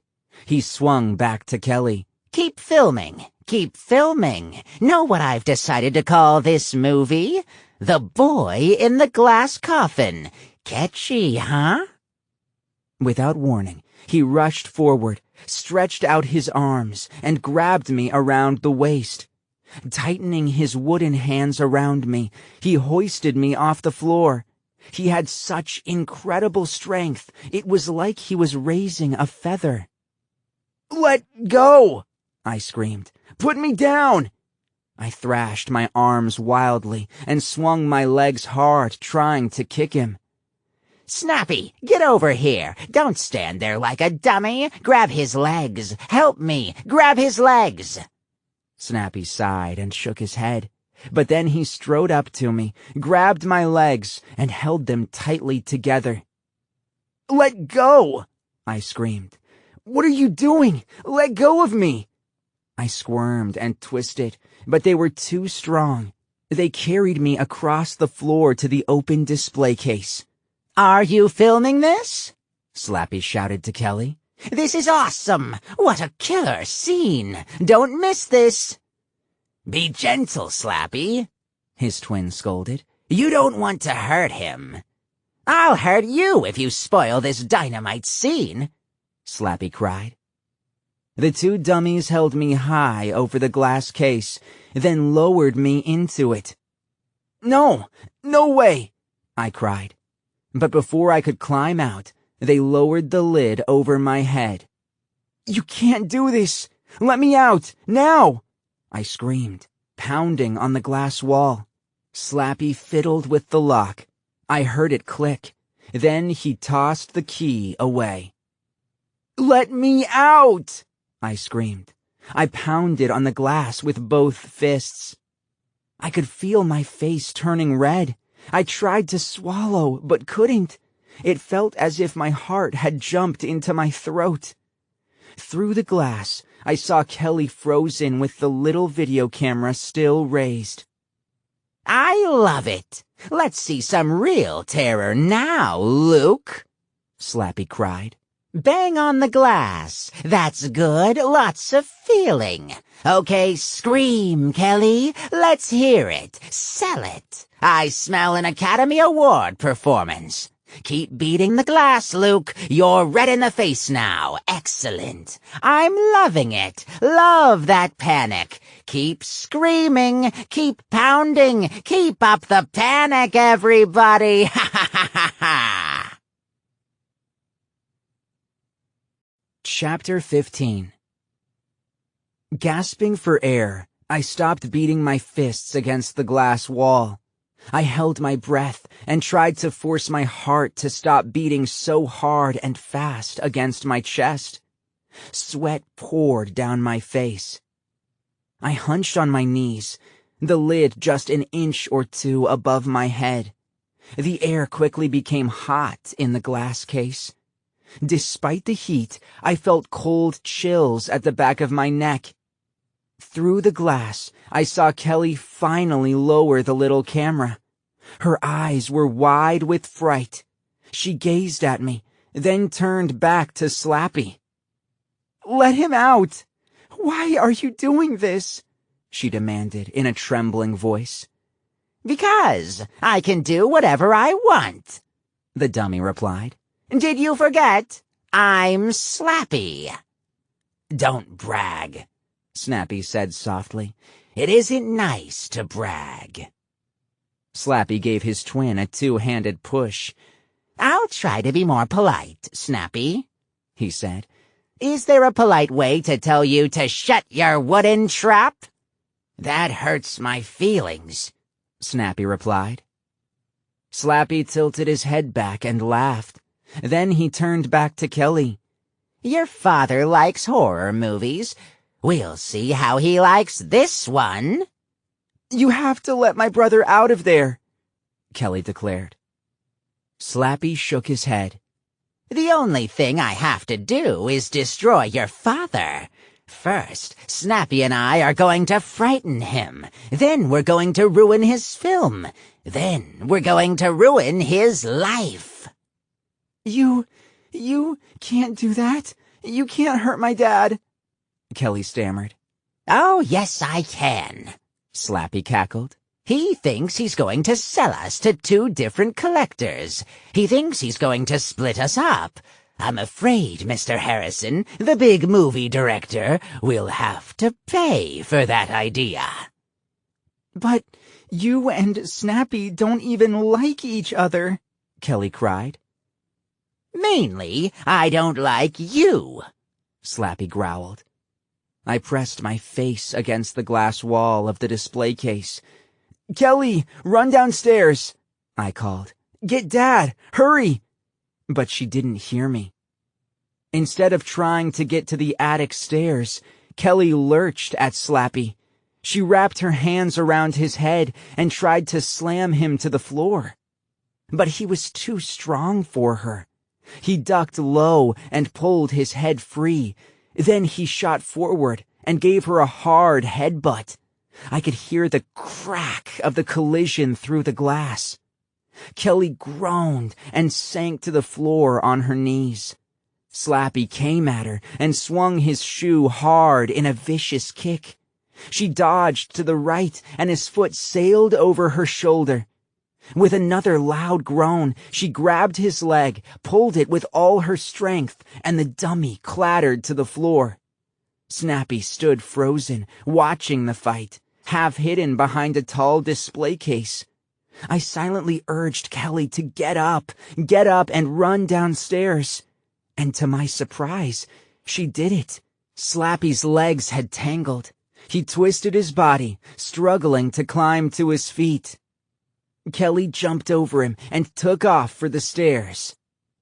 "Come back," Slappy called after her. "The scene isn't over. The horror is just beginning. Ha ha ha ha ha." Kelly vanished down the stairs. I hunched on my hands and knees and waited for her to bring Dad. The air was growing thin inside the case. My breath had steamed one side of the glass. I was drenched in a cold sweat. The two dummies stood against the wall, ignoring me. They were arguing. Their big wooden hands flew in the air in front of them as they shouted at each other. "Hurry, Dad. Please hurry," I thought. "It's getting hard to breathe in here. Please hurry." Finally, I heard footsteps coming up the stairs. Kelly came bursting into the attic. Dad followed, moving slowly, still half asleep, fiddling with the belt on his bathrobe. He took a few steps, then he stopped, and his eyes bulged when he saw me in the glass case. "Dad, now do you believe us?" Kelly cried. Chapter 16. Dad didn't move. Maybe he thought he was still asleep and dreaming the whole scene. He squinted hard at me. "What on earth?" he muttered finally. Then he lowered his eyes to the floor and stepped back in surprise. I saw what he was staring at. The two dummies. They were tangled up in a lifeless heap on the floor against the wall. Dad pushed one in the back with his bare foot. It flopped limply against the floor. "Do you see?" Kelly cried, pointing a trembling finger at me in the glass case. "Dad, you see what they did to Luke. You believe us now, right?" Dad rubbed his beard with both hands. "Kelly, get serious," he said. "Did you really think you could fool me with this trick?" Kelly's mouth dropped open. "Huh? Trick?" Dad poked the dummy again with his toe. "You really want me to believe that these dummies put Luke in the case? Look at them, Kelly. They're not alive. They don't move on their own." "But, Dad—" "If you wanted to fool me," Dad said, "why didn't you at least stand the dummies up? Why did you toss them in a heap on the floor?" He scowled. "Now let's get your brother out of there before he suffocates. Where's the key?" Kelly blinked. "I don't know. Slappy threw it across the room." "Stop it, Kelly!" Dad screamed. Dad is such a quiet guy. It's always a shock when he raises his voice. Kelly actually jumped. "No more dummy talk," Dad said. "Find the key." Kelly scrambled down the row of display cases. She dropped to her knees and began searching the floor. Dad stepped up to the case and peered in at me. "Are you okay?" he asked. "This was a really stupid thing to do." He shook his head. "You two are supposed to be smart. Why on earth did you decide to play these stupid dummy games?" "They're not games," I thought. "The twin dummies are really out to teach Dad a lesson. They are dangerous." We had to convince Dad before they did something really horrible. But how? "Found it!" Kelly shouted from across the attic. She came running over with the key in her hand. A few seconds later, I was out of the glass case, legs trembling, drenched in sweat, breathing hard, my chest moving in and out like an accordion. Dad put a hand on my shoulder. "Promise me you'll never pull a stupid stunt like this again." "It wasn't a stunt." Kelly's jaw clenched. She only did that when she was furiously angry. "Dad, you have got to believe us." She grabbed the GoPro camera and shoved it into his hands. "Check this out. It's all on video. Watch it, Dad. Then it's your turn to apologize to Luke and me." Dad fumbled the camera between his hands. Then he raised it close and studied the screen. Squinting hard, he pressed a button, then another. He raised his eyes to Kelly. "It's blank. There's nothing here." Kelly let out a cry of disgust and slapped her forehead. "Luke," she shouted, "did you forget to press the record button?" She was right. I never pressed it. Just kill me now, I thought. Dad tucked the camera into his bathrobe pocket. "You promised there wouldn't be one more dummy incident," Dad said. "Remember? You and your brother promised, Kelly." "But, Dad..." "So, I have no choice. You two are off the movie. You have to break it to your friend Jamal. You're not going to the set. You're not going to be in the film." A few minutes later, I climbed into bed. Even though it was a warm night, I pulled the covers up to my chin. My body was still shaking, and my brain was whirring with angry and frightening thoughts. Thoughts about the two dummies and their plan to ruin Dad. Thoughts about how Dad might never trust Kelly and me again. He said we were acting stupid, and now we can't be in the movie. I sat up, turned, and punched my pillow hard. I had to punch something. I was still sitting up when I heard the sounds from my bedroom window. The window was open, and I could see the pale yellow light of a full moon low in the night sky. I listened. It sounded like someone giggling. Shrill laughter. I nearly tripped and fell, tangled in my bedsheet as I bolted to the window. I peered down to the backyard, and there they were. The two dummies, Slappy and Snappy, clapping their hands above their heads, twisting and turning and kicking, doing a wild, crazy dance under the moonlight. Were they celebrating their victory over Kelly and me? I watched them dance for a few seconds. Then I turned and raced out into the hall. Dad had a glass of juice in his hand. He was about to go into his bedroom. "Dad!" I screamed. "Hurry! Come fast!" I motioned with both hands for him to follow me to my room. He hesitated. I rushed forward, grabbed his arm, almost spilling the juice. I tugged him into my room, up to the window. "Look!" I cried. "Just look!" I tilted his head down. Then I peered down to the yard beside him. The two dummies were gone. Chapter 17. The next morning, a Saturday, Dad was already dressed and setting the breakfast table when Kelly and I came downstairs. We were yawning and droopy and sleepy-eyed. I know I hadn't slept much, and I bet Kelly hadn't either. "Listen, Dad," I started, but he raised a hand to silence me. "No time for any discussions this morning," he said. "I'm having an important breakfast meeting here. I asked Lucy to set up your breakfast on the patio by the pool." Lucy is our housekeeper. She has her own apartment in the guest house on the other side of our swimming pool.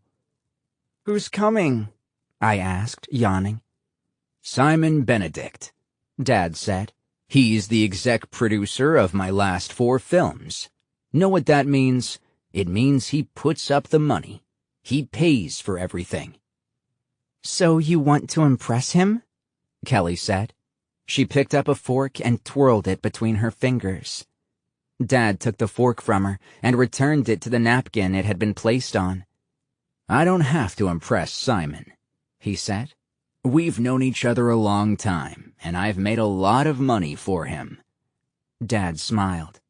"But I do want to stay on his good side." Kelly and I made our way to the patio. "Dad does want to impress this guy," Kelly whispered. "He never makes breakfast for anyone here at the house." I followed her out the back door. It was a beautiful, warm, cloudless Los Angeles morning. The trees shimmered on the hills around our house, and the air smelled sweet like flowers. A squirrel stared at us from the center of the patio. It was eyeing a nut on a lounge chair cushion. The nut must have fallen from one of the fruit trees that overhangs the patio. The pool glistened like silver, reflecting the morning sun above us. I turned when a shadow caught my eye. A slender blue-black shadow at the edge of the house. I grabbed Kelly's shoulder. "Look!" We both gazed at the two dummies. They leaned against the redwood shingles at the back wall of the house, half hidden in shade. They were watching us. "I don't believe it," I muttered. Kelly opened her mouth to reply, but stopped. Slappy was motioning with one hand, waving us over. We both hesitated, but we knew we couldn't ignore them. We had no choice. We had to find out what they wanted. I turned back and looked for Lucy. Did she see them too? No. Lucy had put out our breakfast on the glass table by the pool and had gone back inside. I took a deep breath and led the way toward the dummies. When we came close, they grabbed us by the arms and tugged us out of sight, around to the side of the house. "What are you doing out here?" I demanded, jerking my arm free. "What do you want?" "Do you want us to leave?" Slappy rasped, his glassy green eyes reflecting the sun, making them appear on fire. "Do you want Snappy and me to leave? I'll tell you how you can do it." Chapter 18. "Is this a joke?" Kelly asked. "Are you serious?" "I'm serious," Slappy said, his jaw clicking as it moved up and down. Snappy nodded but didn't speak. "You do one thing for me, and my brother and I will disappear, and you'll never see us again," Slappy said. Kelly and I just stared at them. My brain was spinning. Could we really get rid of these two frightening pests? "If we do what you say, you'll really just leave?" Kelly said. Both dummies nodded. "We can't wait to get out of here," Slappy said. "But you said you wanted to ruin our dad," Kelly said. "Forget all that," Slappy replied. "You do one thing for us, and we're out of here, I swear." He raised his right hand. Kelly and I exchanged glances. We were both thinking the same question. What horrible thing did they want us to do? "Will you do it?" Slappy asked. "Slappy, say please," Snappy chimed in. "Will you do it?" Slappy repeated, ignoring him. "Depends," I said. "It isn't dangerous," Slappy said. "No one will get hurt. It's kind of a joke. You'll see, it's funny." He handed me a small black earbud. "Slip that in your ear, Luke." I held it between my fingers and examined it. "Where did you get this?" "From your father's equipment room," Slappy replied. "I just borrowed it. Go ahead, put it in your ear." I studied it some more. Then I pushed it into my right ear. "It's a tiny speaker," Slappy explained. I'm going to speak into your ear. You'll be able to hear me clearly. And what do I do? I demanded. You just repeat everything I say, Slappy explained. It's so simple, even a dummy like you can understand it. Be polite, Snappy scolded. Slappy raised his wooden hand and gave Snappy a hard slap on the head. Is that polite enough for you? Kelly shook her head. This sounds like a bad idea, she said softly. I promise, no one will get hurt, Slappy repeated. Your father's guest, Mr. Benedict, has arrived. Luke, you go in and say hello to him. Then repeat everything I say. Everything. Do you understand? And then what? I said. Then Snappy and I will disappear. You will be rid of us, and you will have saved your dad a lot of pain and trouble. This is too good to be true, Kelly whispered. I'll do it, I whispered back. It's worth a try, if it means we can save Dad from these two. I turned to Slappy. Okay, I'll do it. Good boy, Slappy said. His eyes flashed. Remember, repeat everything I say. Don't leave anything out. If you don't follow my instruction, Snappy and I will stay here, and I promise you won't be happy. I turned and started toward the back door. Come on, Kelly, let's go. Slappy grabbed Kelly's wrist. No, she stays here. You're on your own. Luke, are you sure you want to do this? Kelly asked, trying to pull away. I swallowed. Do I have a choice? Chapter 19. I walked into the breakfast room. Dad and Mr. Benedict were just settling down at the table.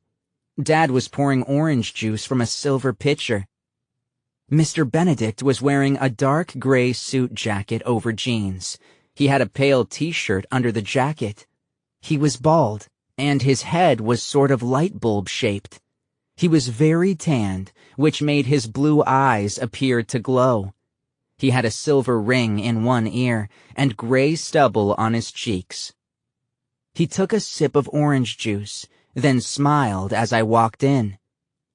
Simon, this is my son Luke, Dad said. He squinted at me. Luke, did you finish your breakfast already? Before I could answer, I heard Slappy's voice in my ear. He said, Repeat after me. Mr. Benedict, is that a huge, ugly wart on your shoulders, or is that your head? Oh, I groaned. Go ahead, repeat it, Slappy ordered, his voice tinny in a little earbud. Mr. Benedict, I said, is that a huge, ugly wart on your shoulders, or is that your head? Benedict blinked. He twisted his face in confusion. I could see he didn't really believe what he heard. Repeat after me, Slappy said in my ear. Is that your nose, or are you eating a cucumber? Is that your nose, or are you eating a cucumber? I repeated. Benedict's cheeks turned pink. He turned to my dad. David, I didn't know your son was a comedian. I didn't either, Dad stammered. Luke, what's the big idea? Dad says your nickname is Walrus Butt. Is that true? Slappy said. I choked. I almost gagged. Repeat it, Slappy ordered. You want to save your dad from me, don't you? You want me to go away forever? Dad says your nickname is Walrus Butt. Is that true? I said. My stomach lurched. I felt sick. I lowered my eyes. I couldn't bear to see the angry look on Mr. Benedict's face. Dad's chair scraped the floor as he jumped to his feet. I'm sorry, Simon, he said. "Luke has never done this before. I apologize for him." Dad grabbed my shoulder. "Luke, this isn't funny." Slappy's voice rang in my ear. Dad says your IQ is the same as your belt size. "Dad says your IQ is the same as your belt size," I repeated. I felt as if I'd left my own body, and someone else was saying these things. Dad told us you give crooks a bad name. Dad told us you give crooks a bad name. "Luke, stop!" Dad screamed. Benedict was on his feet now. His face looked like a red light bulb, and he was breathing hard. "Talk later, David," he said to my father. He took long strides to the front door and didn't look back. "Simon, wait," Dad called. But the door slammed behind Benedict. He was gone. Dad held me by the shoulders. "What was that about, Luke? What's wrong with you? Why did you do that?" My head was spinning. My stomach felt as if a roller coaster was going up and down inside it. "Dad, it was the dummies," I stammered. "No," he boomed. "No, Luke. No dummy story." I pulled the earbud from my ear. "Slappy said those things and made me repeat them." Dad took it from my hand. He held it to his ear. Of course, it was silent now. He sighed. "I don't know what to do about you. I'm really stumped." "They're out on the patio," I said. "Both of them. Slappy and Snappy. Kelly will tell you. I'm not making it up." Dad didn't say a word. He spun away from me and started toward the back door. I hurried after him. We stepped outside. Kelly was sitting at the table, tapping a foot nervously, waiting for me to return. She waved from the other side of the pool. Lucy was coming out of the pool house, carrying a stack of towels. I tugged Dad's arm. "They're over here, Dad, around the side of the house." I pulled Dad around the corner. No one there. The dummies were gone.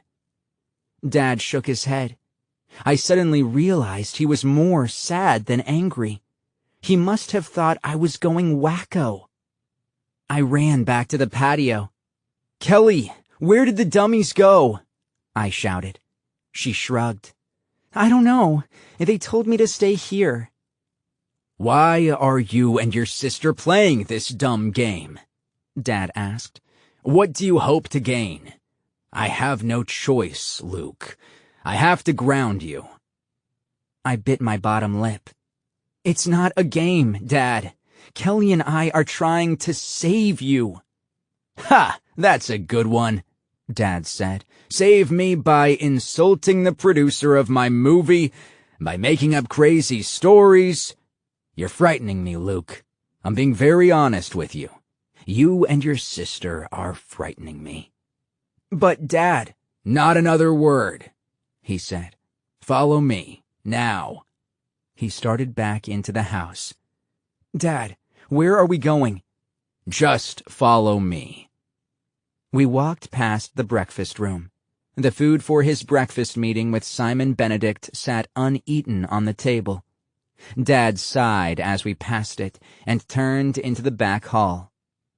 We climbed the attic stairs and stepped into the attic. Morning sunlight poured into the windows, sending bright beams of light over the display cases. "Look," Dad said. He stopped in front of the glass case at the end.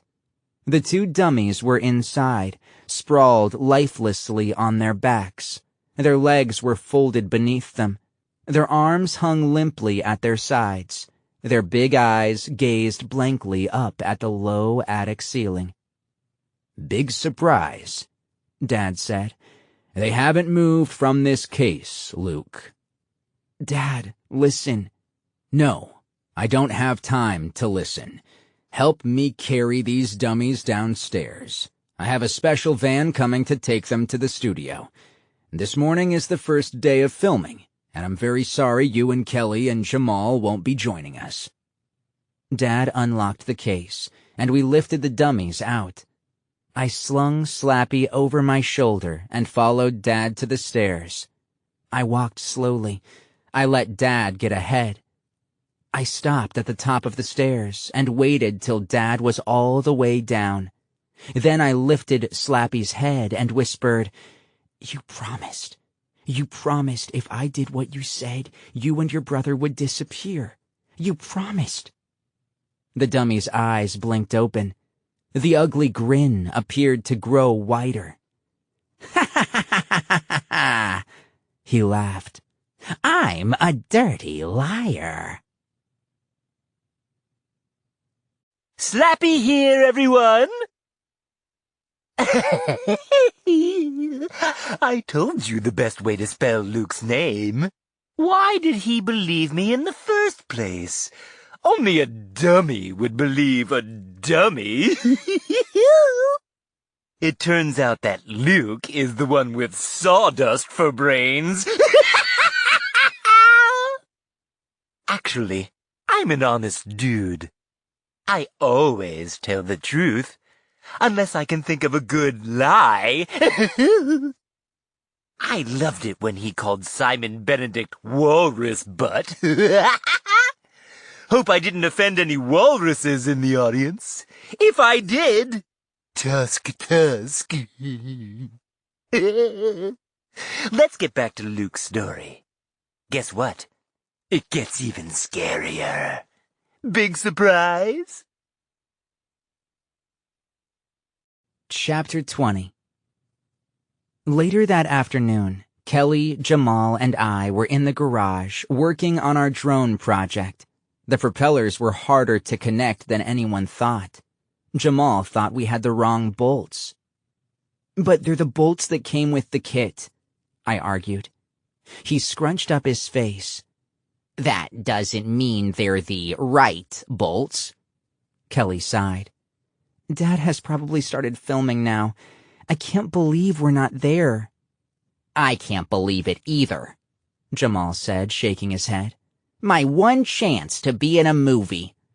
He let the propeller in his hand drop to the garage floor. "Know what else I don't believe?" I turned to him. "You don't believe in the tooth fairy?" "Remind me to laugh," he said. "I don't believe your father doesn't believe us. Does he really think we are total liars?" "Yes, he does," I said. "Would you believe us? The whole dummy thing is too crazy to believe." "I wouldn't believe it either," Kelly said. "And we weren't able to prove it to Dad. We failed every time we thought we had proof." Jamal shook his head again. His dark hair flopped over his forehead. "But it isn't right. Doesn't he trust you two at all?" "Jamal, you have to understand one thing," I said. "Dad is in the movie business. People tell him wild stories all the time." "But we were trying to help him," Jamal said. "Those dummies want to hurt him. They want to ruin his movie." "You know it, and I know it," I replied. "But Dad doesn't know it." "Dad won't listen to us no matter what," Kelly said. She picked up the steel propeller and pushed it into Jamal's hands. "Come on, we want to finish this thing and fly it, don't we?" Jamal bent down and grabbed a handful of the long metal bolts from the floor. "You two hold the propeller in place. Let me see." Kelly and I raised the propeller over the frame. Jamal dropped a bolt into one of the holes in the steel. Then he lowered the propeller onto the frame. Maybe," he muttered. Then he stopped, and his eyes bulged in surprise. "Hey!" he cried. Whoa! I turned toward the back of the garage.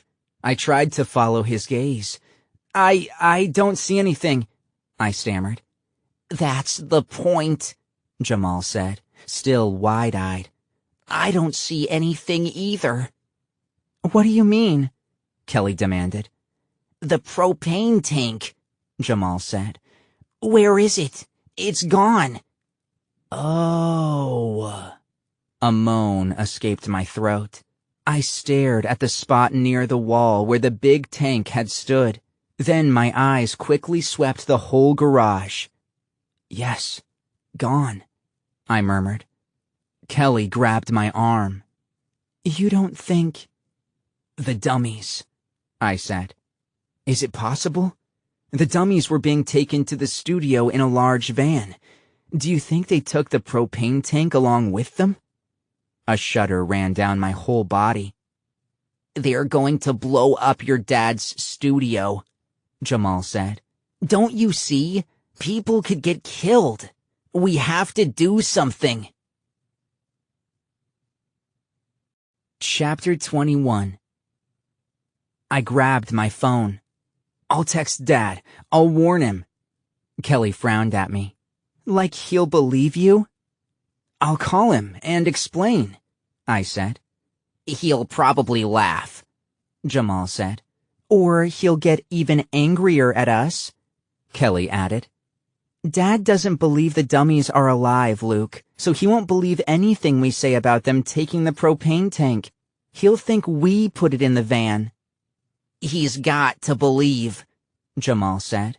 We have to make him believe. I tried to swallow, but my mouth was as dry as cotton. Dad could be killed, I said, my voice cracking on the words. A lot of people could be killed. I have no choice. I have to try to reach him. My hand trembled. I nearly dropped the phone. I brought the phone close to my face and texted Dad. Need to talk to you. Urgent. Then I held the phone up and waited for a reply. And waited. And waited some more. Try calling, Jamal said. I squinted at the screen, found Dad's number, and punched it in. The phone went straight to his voicemail. This is David Harrison. Leave a message. Dad, where are you? I said after the beep. Call us. It's really important. He's probably on the set, Kelly said. Maybe he started filming already. He won't see his phone. He'll be too busy. We have to go there, Jamal said. We have to go to the studio. Maybe we can warn him in time. Don't say maybe, I said. We have no choice. We have to warn him in time. But how do we get there? Kelly said. We can't walk to Burbank. A taxi? I said. Do you have any money? I have a taxi app on my phone, Jamal said. My parents gave it to me to come home from my cello lessons. He pulled out his phone and started typing, calling for a car. It will be here in 7 minutes, he said. I was so tense. I was hopping up and down. What do we do for 7 minutes? Worry? Kelly answered. Sounds like a plan, I said. Or maybe... I tried Dad's number again. Again, it went straight to voicemail. I texted again. No reply. We waited in the driveway for the car, and the driver pulled up in a red Toyota about 10 minutes later. The ride from our house in the Hollywood Hills to Dad's studio in Burbank is about half an hour. I usually think it's exciting to drive past the Warner Brothers lot and Disney Studios, but today, everything outside the car window was just a blur. The three of us didn't say a word the whole way there. I kept trying to call Dad, but he didn't answer. We directed the driver to the Horror House Films parking lot. Pull into that driveway, I said. We have to stop at the security booth. I rolled down my window when we pulled up to the little round booth.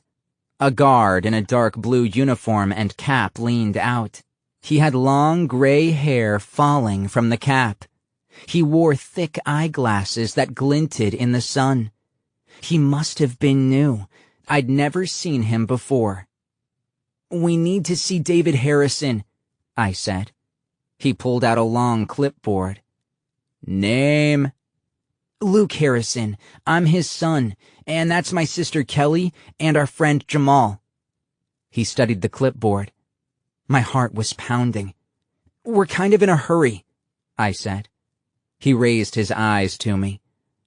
I don't see your names on the list. I know, I said, feeling panic rise up in my chest. He isn't expecting us, but I told you, he's our dad. He stared at me through the thick eyeglasses. I can't really let anyone in unless their name is on the list. That's when I lost it. I'm his son, I screamed. I need to see my dad. Our driver ducked his head. I think my shout startled him. The parking guard checked his clipboard again. He picked up a phone. I'll try to reach him. He squinted at me. What is your name again? I gritted my teeth. Luke Harrison. He pushed some numbers on his phone and listened. Then he poked his head out of the booth again. No one is answering. My throat tightened. You're not going to let us in? Sorry, but I could lose my job. You have to be on the list. But we're just kids, I cried. You have to... He shook his head. I'm sorry. Seriously, I'm real sorry. Chapter 22. Kelly, Jamal, and I sat in the car staring out at him. I couldn't believe this was happening. The other guards all knew Kelly and me because we always arrived with Dad. This was crazy. We were so close. Suddenly, Jamal spoke up. He leaned over the seat and whispered to the driver, "Ask him if you can pull in and turn around." It took me a few seconds to figure out what Jamal had in mind. Beside me, Kelly tensed. She figured it out too. The guard waved the driver into the parking lot. "Just make a circle and come back out." The driver nodded.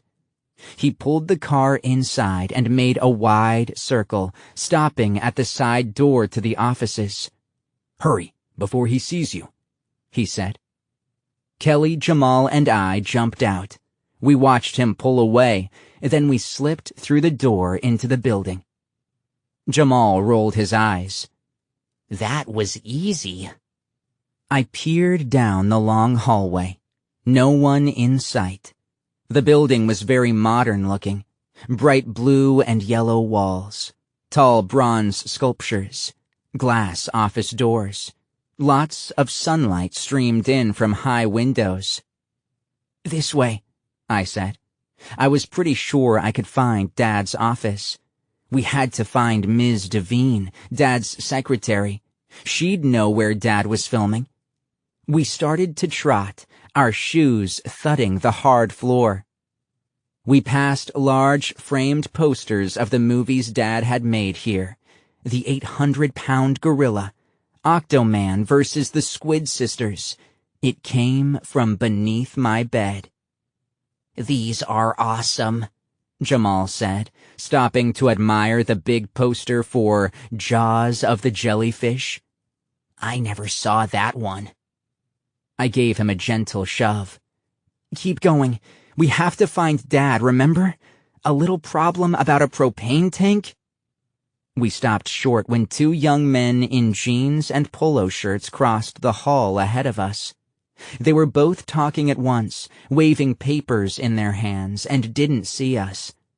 I realized my heart was thudding in my chest. Was I leading in the right direction? I heard some women laughing in an office to our left. "Hurry," I whispered. We ran past the office and turned a corner. It suddenly looked familiar.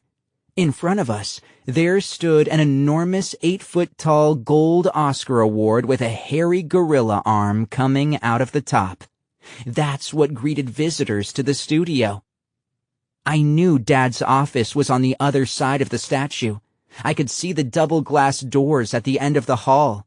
I took off running. I could hear Kelly and Jamal close behind. I pushed open the glass door and burst inside. Ms. Devine wasn't at her desk. The door to Dad's office was open behind it. I swerved around Ms. Devine's desk and poked my head into Dad's office. His desk was piled high with papers, mostly scripts.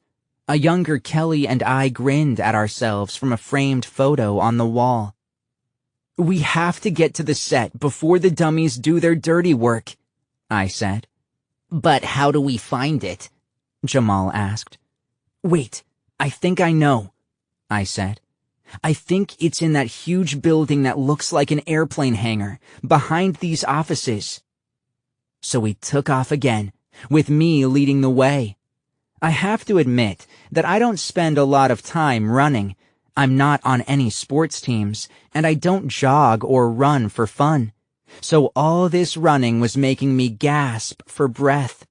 My leg muscles throbbed, and I had a sharp pain in my side. But I knew we might not have much time. We had to get to Dad as fast as we could. We turned into another long hall that led to the back of the building. About 8 or 9 people were seated around a long table in a conference room. They all turned and looked up as we went running past. "Who are those kids?" I heard a woman ask. I didn't hear the answer because Kelly, Jamal, and I pushed open the doors and ran onto the back lot. I could see the maroon hangar-like building across a wide plaza. Men were moving a tall boom microphone in through the front doors. Several people stood at the side of the entrance, talking and waving scripts in their hands. In front of us stood a row of white trailers. I knew the actors stayed in their trailers when they weren't working on the set, and I knew there were trailers for the makeup people and a few trailers for the tech guys. Almost there, I thought. In a few seconds, we'd be at the set, and we could tell Dad about the missing propane tank and maybe save everyone's lives. "This way." I motioned to Kelly and Jamal. They were both breathing hard, and I could see the tension on their faces as they gazed at the enormous building. We started to run through the rows of trailers when a voice rang out. "Hey, stop!" With a sharp gasp, I turned to see 2 dark-uniformed security guards moving toward us. "The guy in the parking lot," Jamal choked out. "He must have alerted them." "Stop! Stop right there, kids! You don't belong on this lot!" The 2 men began jogging fast. We slipped between 2 trailers where they couldn't see us. We had to escape. We had to find Dad. We didn't have time to deal with these guards.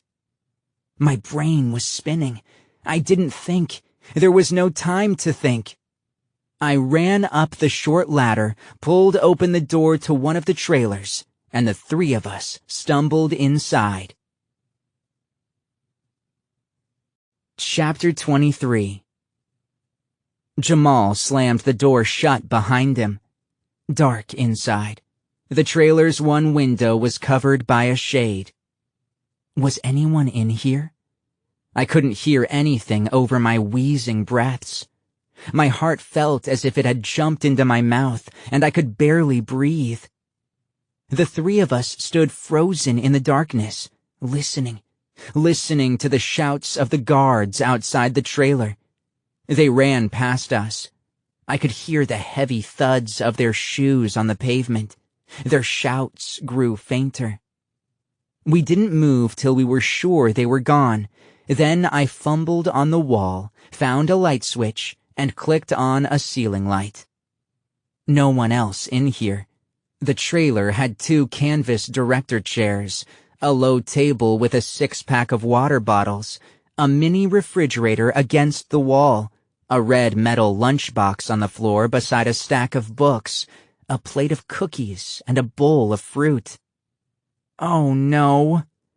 Kelly was the first to see them. Her cry made me spin around, and I saw them too. The two dummies, Slappy and Snappy. They had been hung on the wall on large hooks. Their arms and legs fell limply down. Their heads were down too, slumped so we could see only their dark, painted hair. "This is where they are storing them," Jamal said. "We got lucky," Kelly said. "Maybe we can make them talk." A burst of anger made me feel hot all over. A roar escaped my throat. We had these two evil troublemakers alone. I lurched forward and grabbed the dummy on the left. I pulled him off the hook, turned his head, and stared at his eyes. Green eyes. Slappy. My anger took over. I held the dummy by the waist and shook him hard, shook him with all my strength. "Tell us!" I screamed. "Tell us, now! Where did you put the propane tank? Talk!" Slappy's head bobbed back and forth as I shook him. His wooden eyelids opened and closed.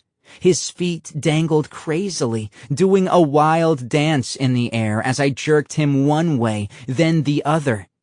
"Talk!" I screamed. "Where is it?" The dummy's head bobbed lifelessly. It didn't speak. Kelly leaped forward and grabbed Slappy by the head. She twisted it until the eyes stared at her. "We know you have the tank," she said. "And we know you're planning something terrible. Tell us where it is, Slappy." The eyes gazed glassily at her. The mouth didn't move. I took the dummy by the legs and swung it hard. Its head hit the trailer wall with a loud thunk. "Tell us!" I cried. Slappy remained limp and silent. "He's not going to tell us," Jamal said. "Let's try the other dummy." He lifted Snappy off the hook and lowered the dummy in front of him. "Snappy, you're the good brother," Jamal said. "You are the sensible one, the kind one. You've got to tell us where Slappy has hidden the propane tank." Silence. The dummy drooped in his arms, its shoes tapping against the floor. "Snappy, come on," Kelly insisted. "You have to stop your brother. You don't want him to harm innocent people, do you?" No response. I shook Slappy some more.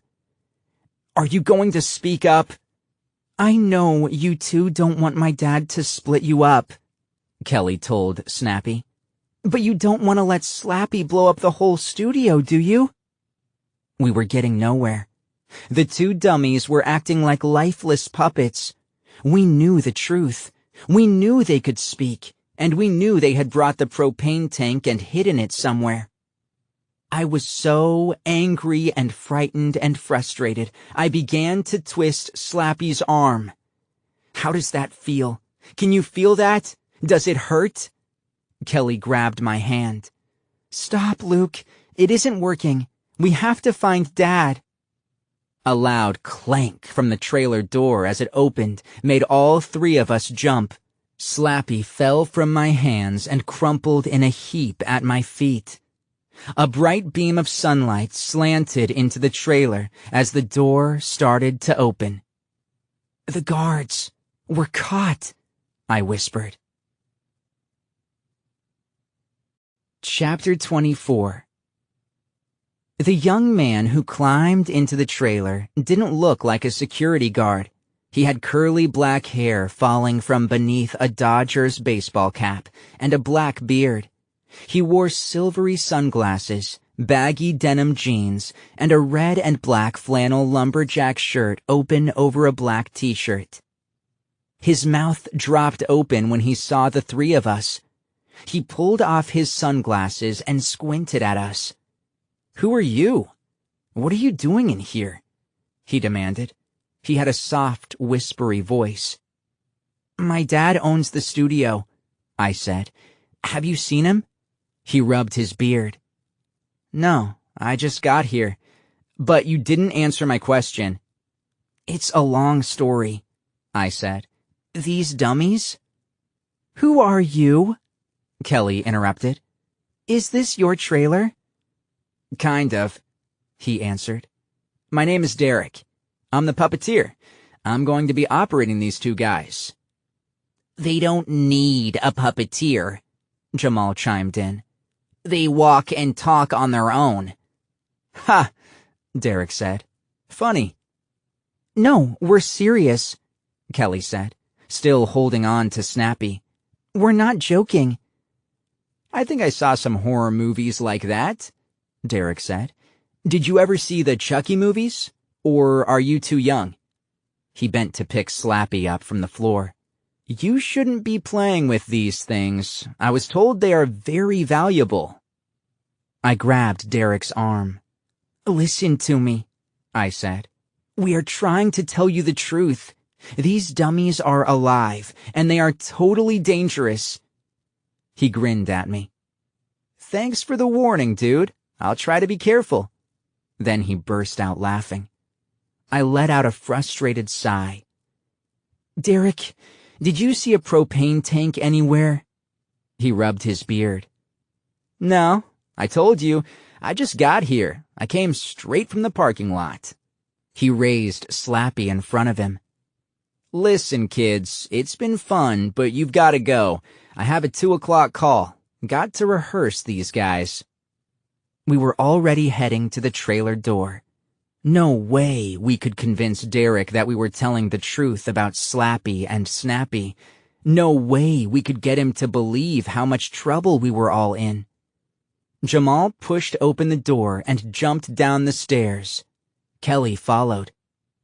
I was at the door, about to leave, when I turned back and saw Slappy raise his head. His green eyes blinked and locked on me. His mouth opened, and he whispered, "Boom." Chapter 25. We cut through the rows of trailers. I kept glancing one way, then the other, looking out for security guards. The afternoon sun was high in the sky now. There was no breeze at all. Drips of sweat covered my forehead and trickled into my eyes. Whoa, stop, I whispered. I saw 2 dark uniformed guards at the catering table at the side of the wide maroon studio building. They were piling sandwiches onto their plates. A golf cart carrying 3 young women in light-colored business suits stopped at the entrance to the building. The 3 women climbed out and began talking with another guard at the door. We have to get in there, I said.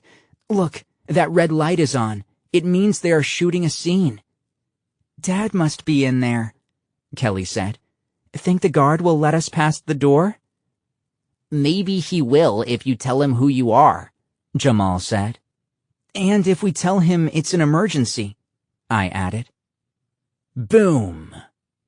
I screamed at the sound of an explosion. My knees started to fold.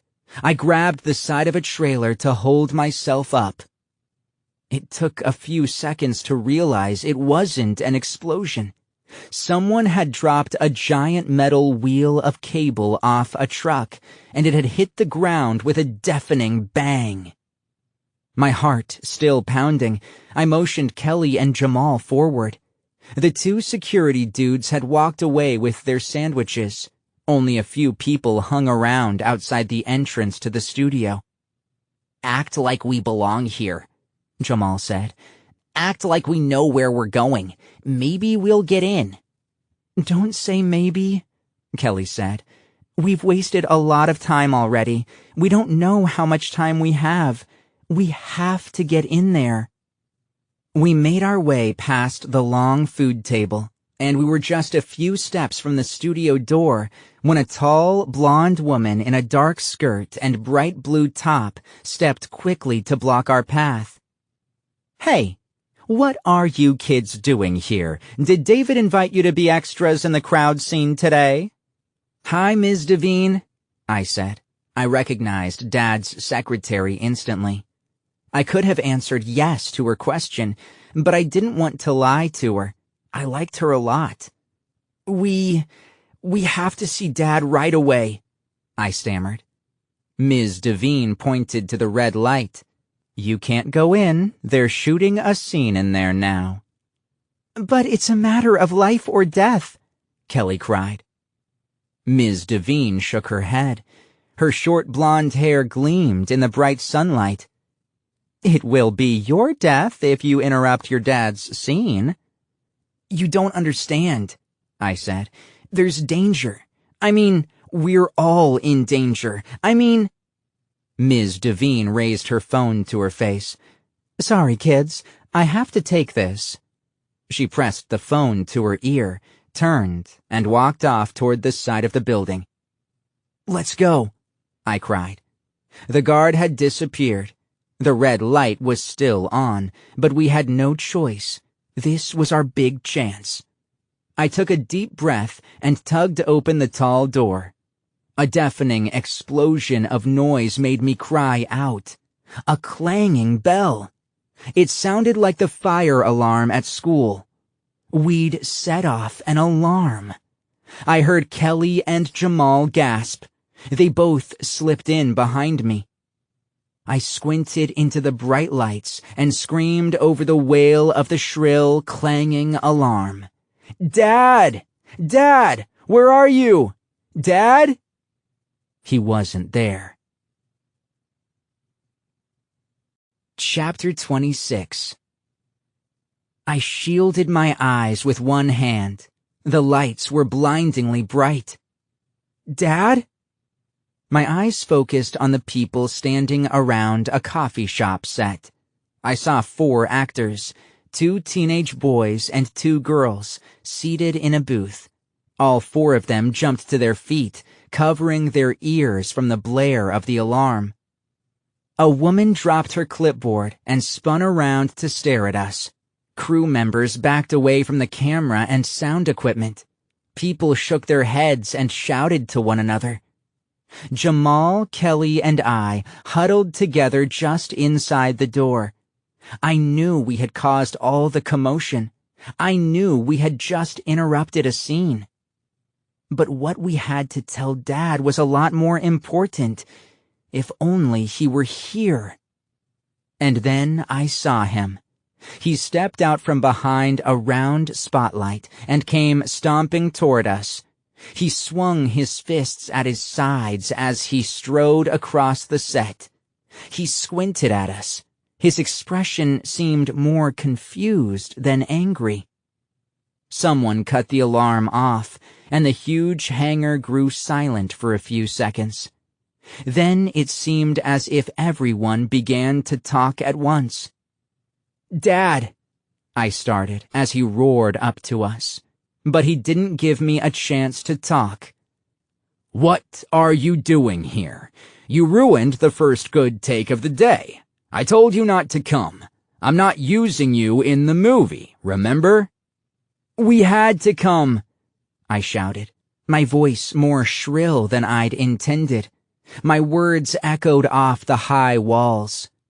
This time, you have to listen to us, Dad. This time, someone could get hurt, Kelly added.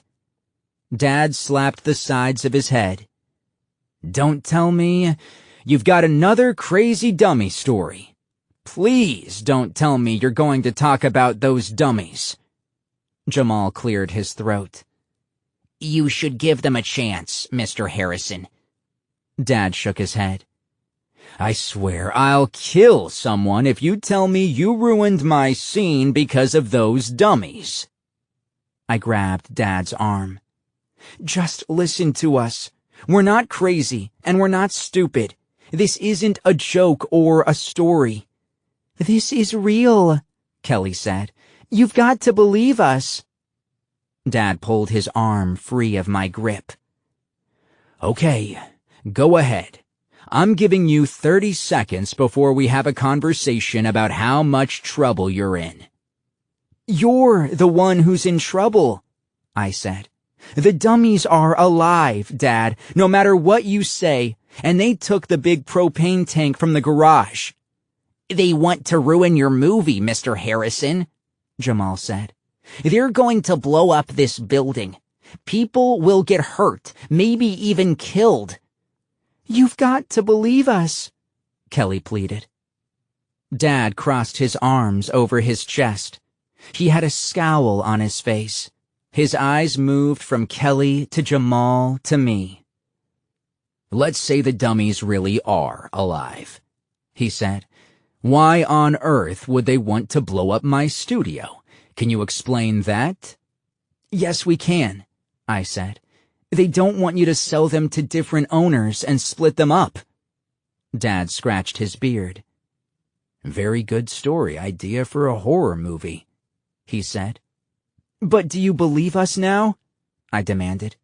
"Do you believe we're telling the truth?" His scowl grew deeper. "No, I don't believe you," he said. "I don't believe a single word of it. And you three are in the worst trouble you've ever been in your lives." I uttered a choking sound. "But why, Dad?" I cried. He shook his head. "Because the dummies didn't take the propane tank. I did." Chapter 27. People were moving all around the enormous studio, sliding lights and sound equipment into place, rehearsing in small groups, talking and arguing, standing around, eating sandwiches and drinking coffee. But Dad's words made everything freeze in front of me in a flash of white light. I don't know how long I stood there, blinking at my dad, trying to understand what he had just told us, trying to make my brain start working again. Finally, it was Jamal who broke the silence. You took the tank?" he stuttered. Dad nodded. "Yes, I did.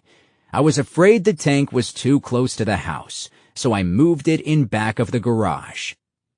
I blinked a few more times. I've heard about people in shock.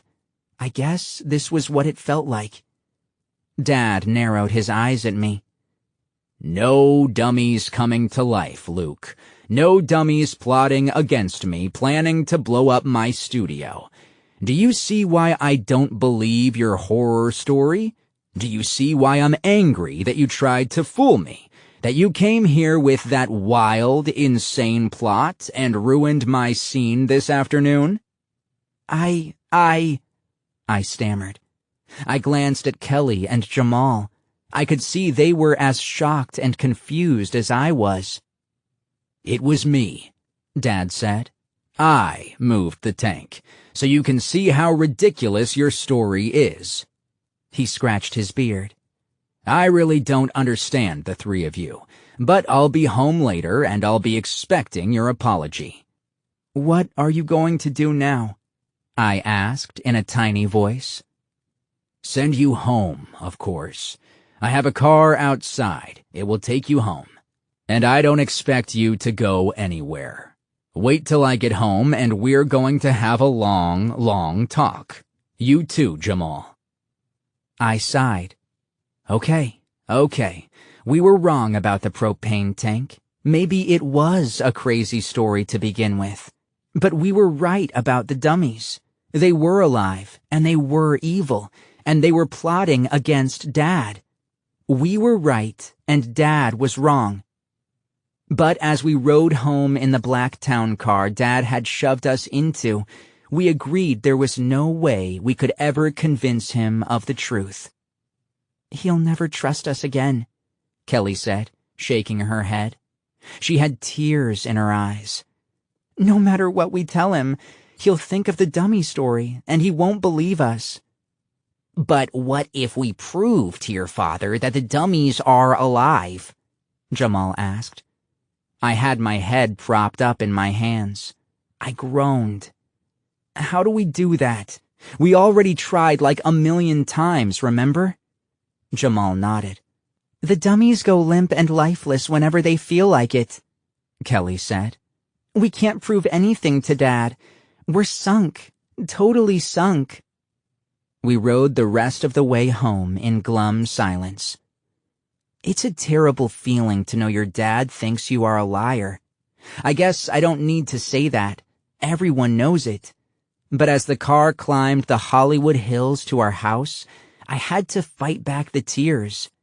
I don't think I'd ever felt worse in my life. We passed the low wall at the front of our yard, and the car turned and began to crunch over the gravel driveway. We came to a stop at the stone walk that leads to our front door. I leaned over the seat and thanked the driver. He had a cap over his head, and I couldn't see his face.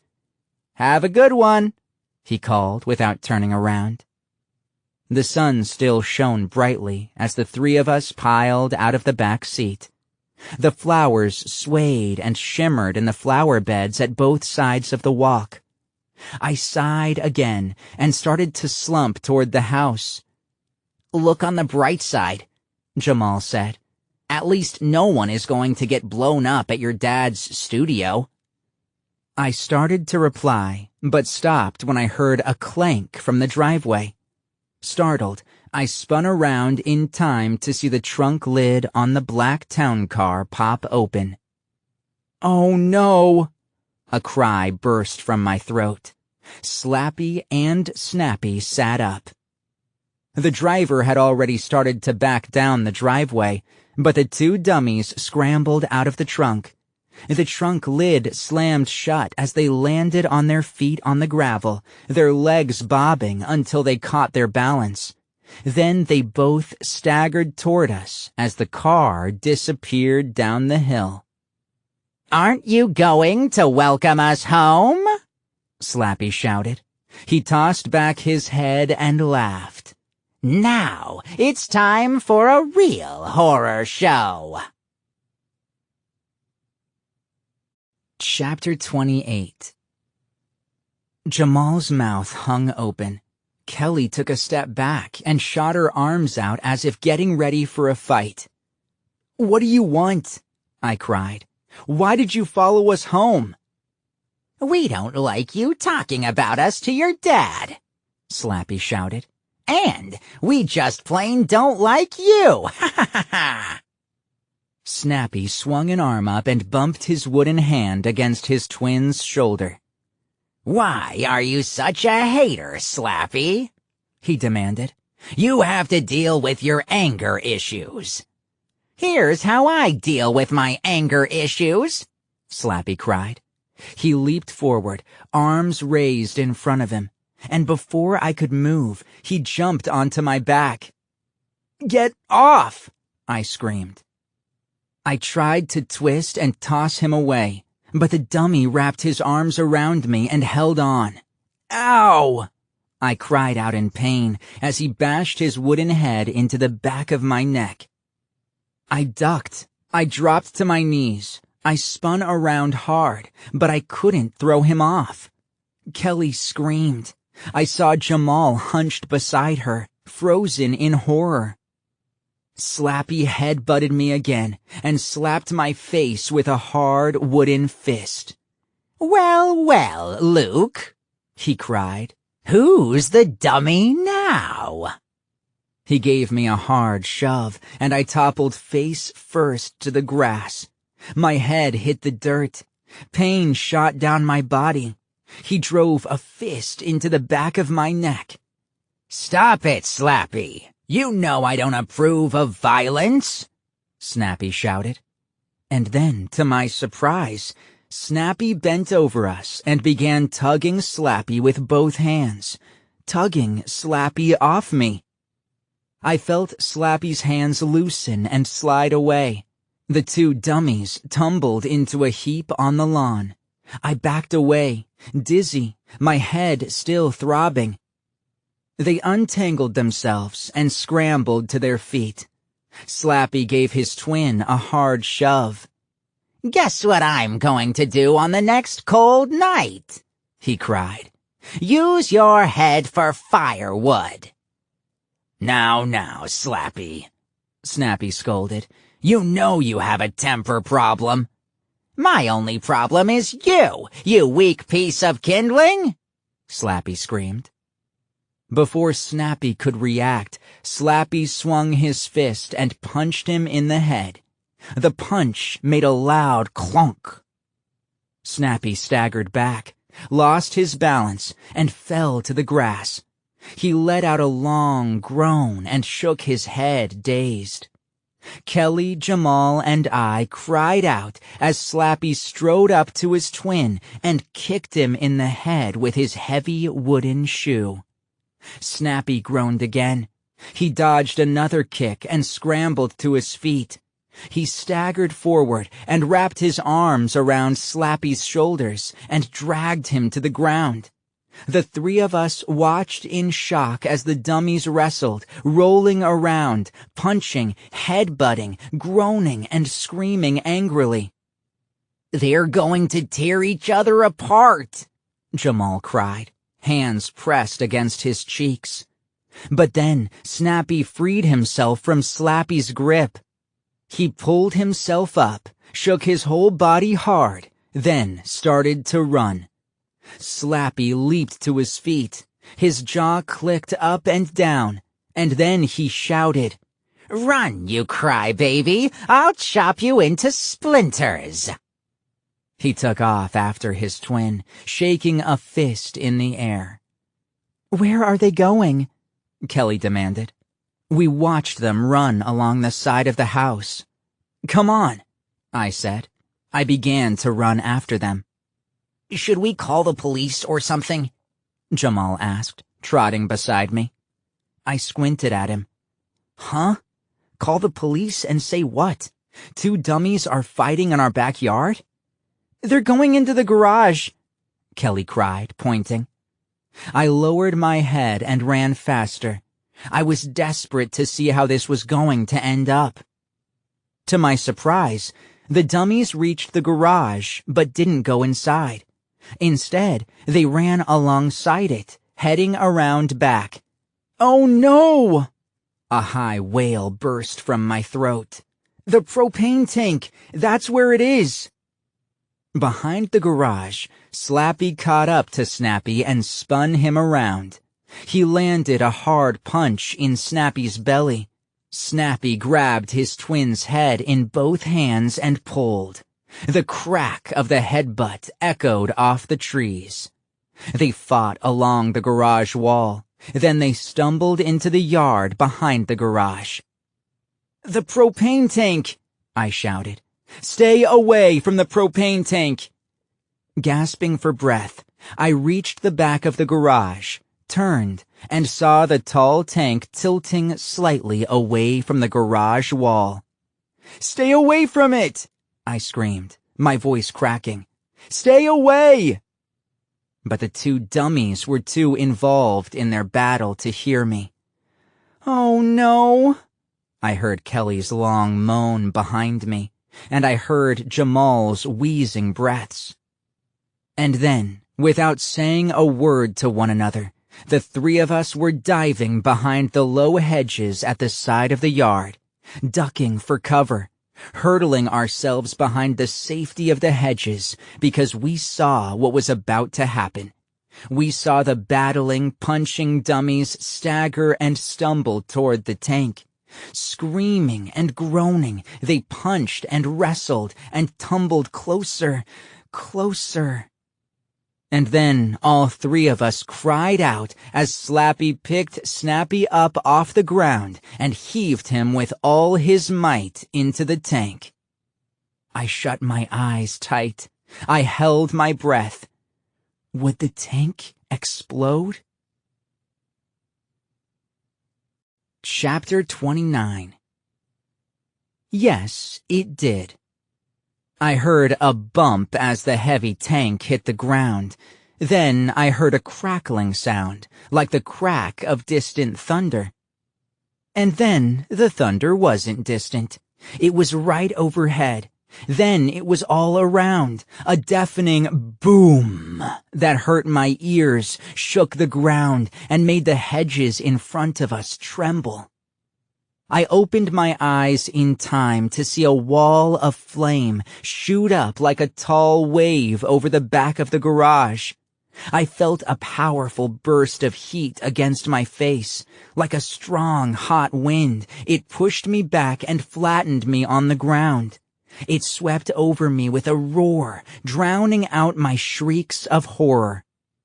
I raised my head in time to see the garage burst apart. The roof flew up, and the walls crumbled and fell. And as the roof sailed to the sky, spinning as it rose, I heard shrill screams. The dummies screamed and wailed as they were blasted into the air. Their arms and legs fluttered in the explosion as if they were swimming. One of them sailed high and far. Squinting into the hot flames, I saw him swoop over the trees, down the sloping hill. It looked like he might fly forever. He was gone in a few seconds, out of sight. The other dummy landed with a thud on the grass at the back of our lawn. He bounced twice, then didn't move. "The garage is on fire!" Kelly's scream shook me from my daze. I could still feel the heat of the explosion on my face. I turned to Kelly and Jamal. "Are you okay?" Kelly's cheeks were red, and her hair was standing straight up on her head. Jamal kept blinking his eyes and swallowing. He pulled a jagged stick of wood from his hair. Flames danced over the broken, crumpled ruins of the garage. Lawn tools were scattered over the grass. A wheelbarrow floated in the swimming pool. The fire crackled and spit. "Got to call 911!" I shouted. I turned toward the house and gasped. There stood Dad at the edge of the driveway. I could see the flames reflected in his dark eyes. He had the angriest expression I'd ever seen on his face. "Dad," I started, "you've got to believe us." Chapter 30. He hurried over to us. "Are you all okay? You didn't get hurt?" "We're okay," I said. "Just a little shaken," Jamal said. Kelly rubbed her cheek. "My face feels sunburned." "Oh, thank goodness," Dad said. He wrapped the three of us in a hug. Then he pulled out his phone. "Let me call 911. Get the fire department out here before the fire spreads." I waited until he stopped talking and tucked the phone back into his pocket. Boards crackled as a section of the burning rafters collapsed. I took a deep breath. "Dad, I know you won't believe us," I said, "but we didn't blow up the garage. The dummies—" He raised a hand to silence me. "No, Dad," I protested. "You've got to let us talk. The dummies knocked over the tank and caused the explosion." He still had his hand raised. "I know," he said.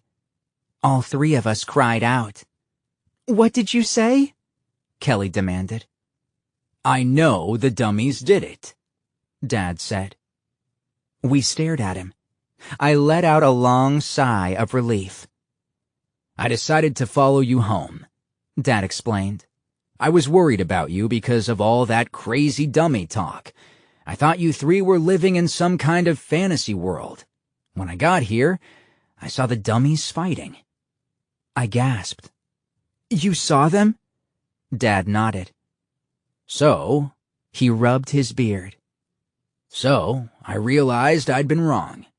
I'd been acting like a jerk. I should have believed you kids right from the beginning." I heard sirens in the distance. The fire trucks were on the way. The flames had died down a bit.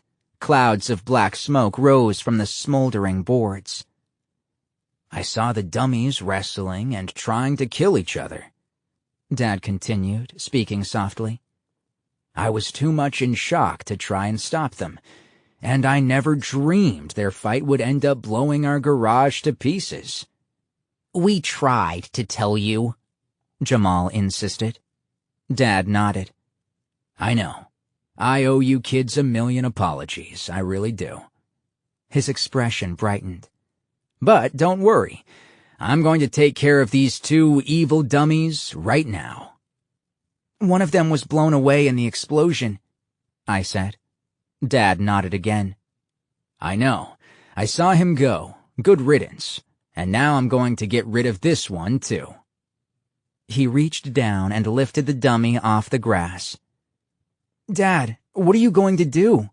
I asked.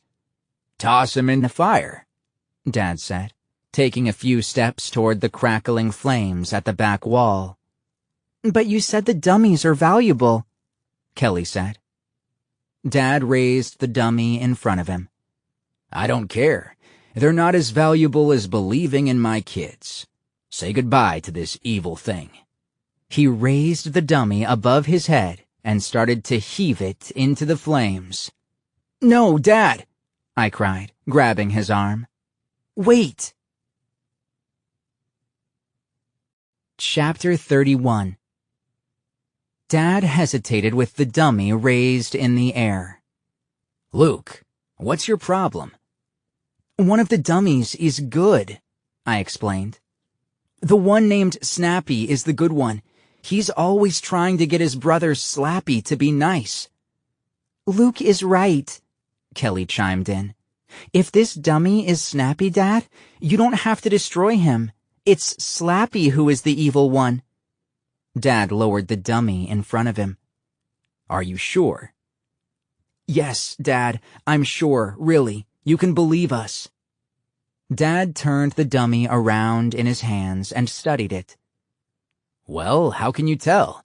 They're identical. How can you tell one from the other? It's easy, Jamal spoke up. Slappy, the evil one, has green eyes. The good twin has black eyes.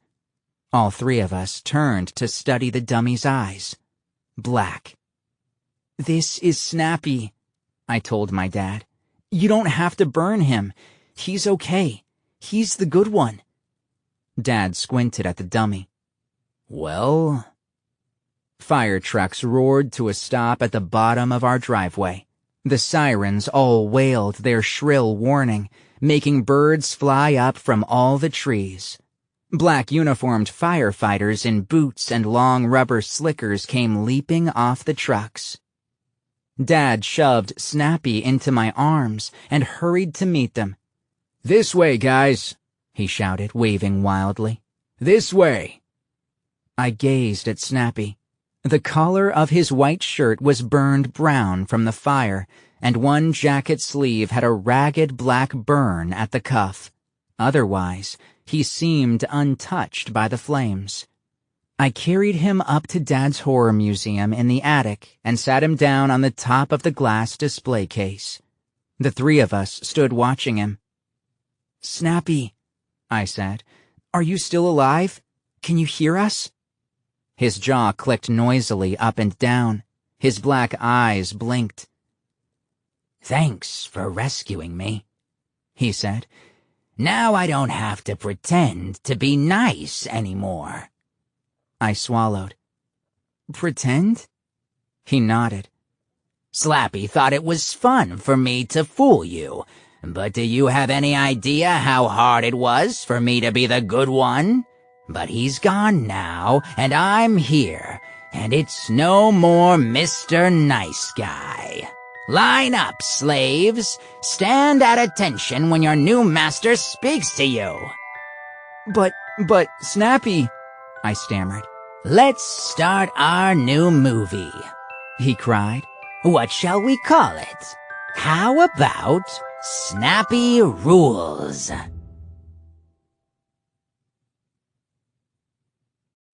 Epilogue. Wow, dudes. That ending was a blast, wasn't it? I was sorry to fly off without saying goodbye. No one even wished me happy landings.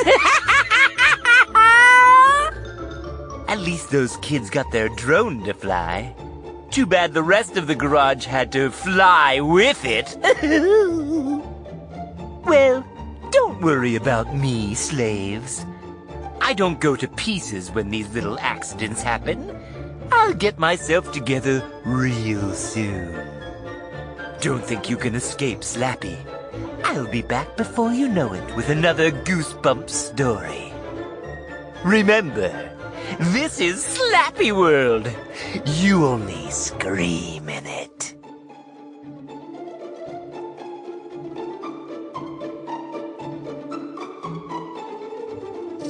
This is Aaron Landon. We hope that you have enjoyed this production of I Am Slappy's Evil Twin, a Goosebumps SlappyWorld story by R.L. Stine. Prologue read by P.J. Oakland and story read by Aaron Landon, with Joe Freya as Slappy. This program was produced at Dion Audio and directed by Sebastian Sutton. Executive producer Paul R. Gagney. Print edition published by Scholastic Inc. Goosebumps book series created by Parachute Press Inc. Text copyright 2017 by Scholastic Inc. Production copyright 2017 by Scholastic Inc. All rights reserved. Look for other exciting Goosebumps titles from Scholastic Audio.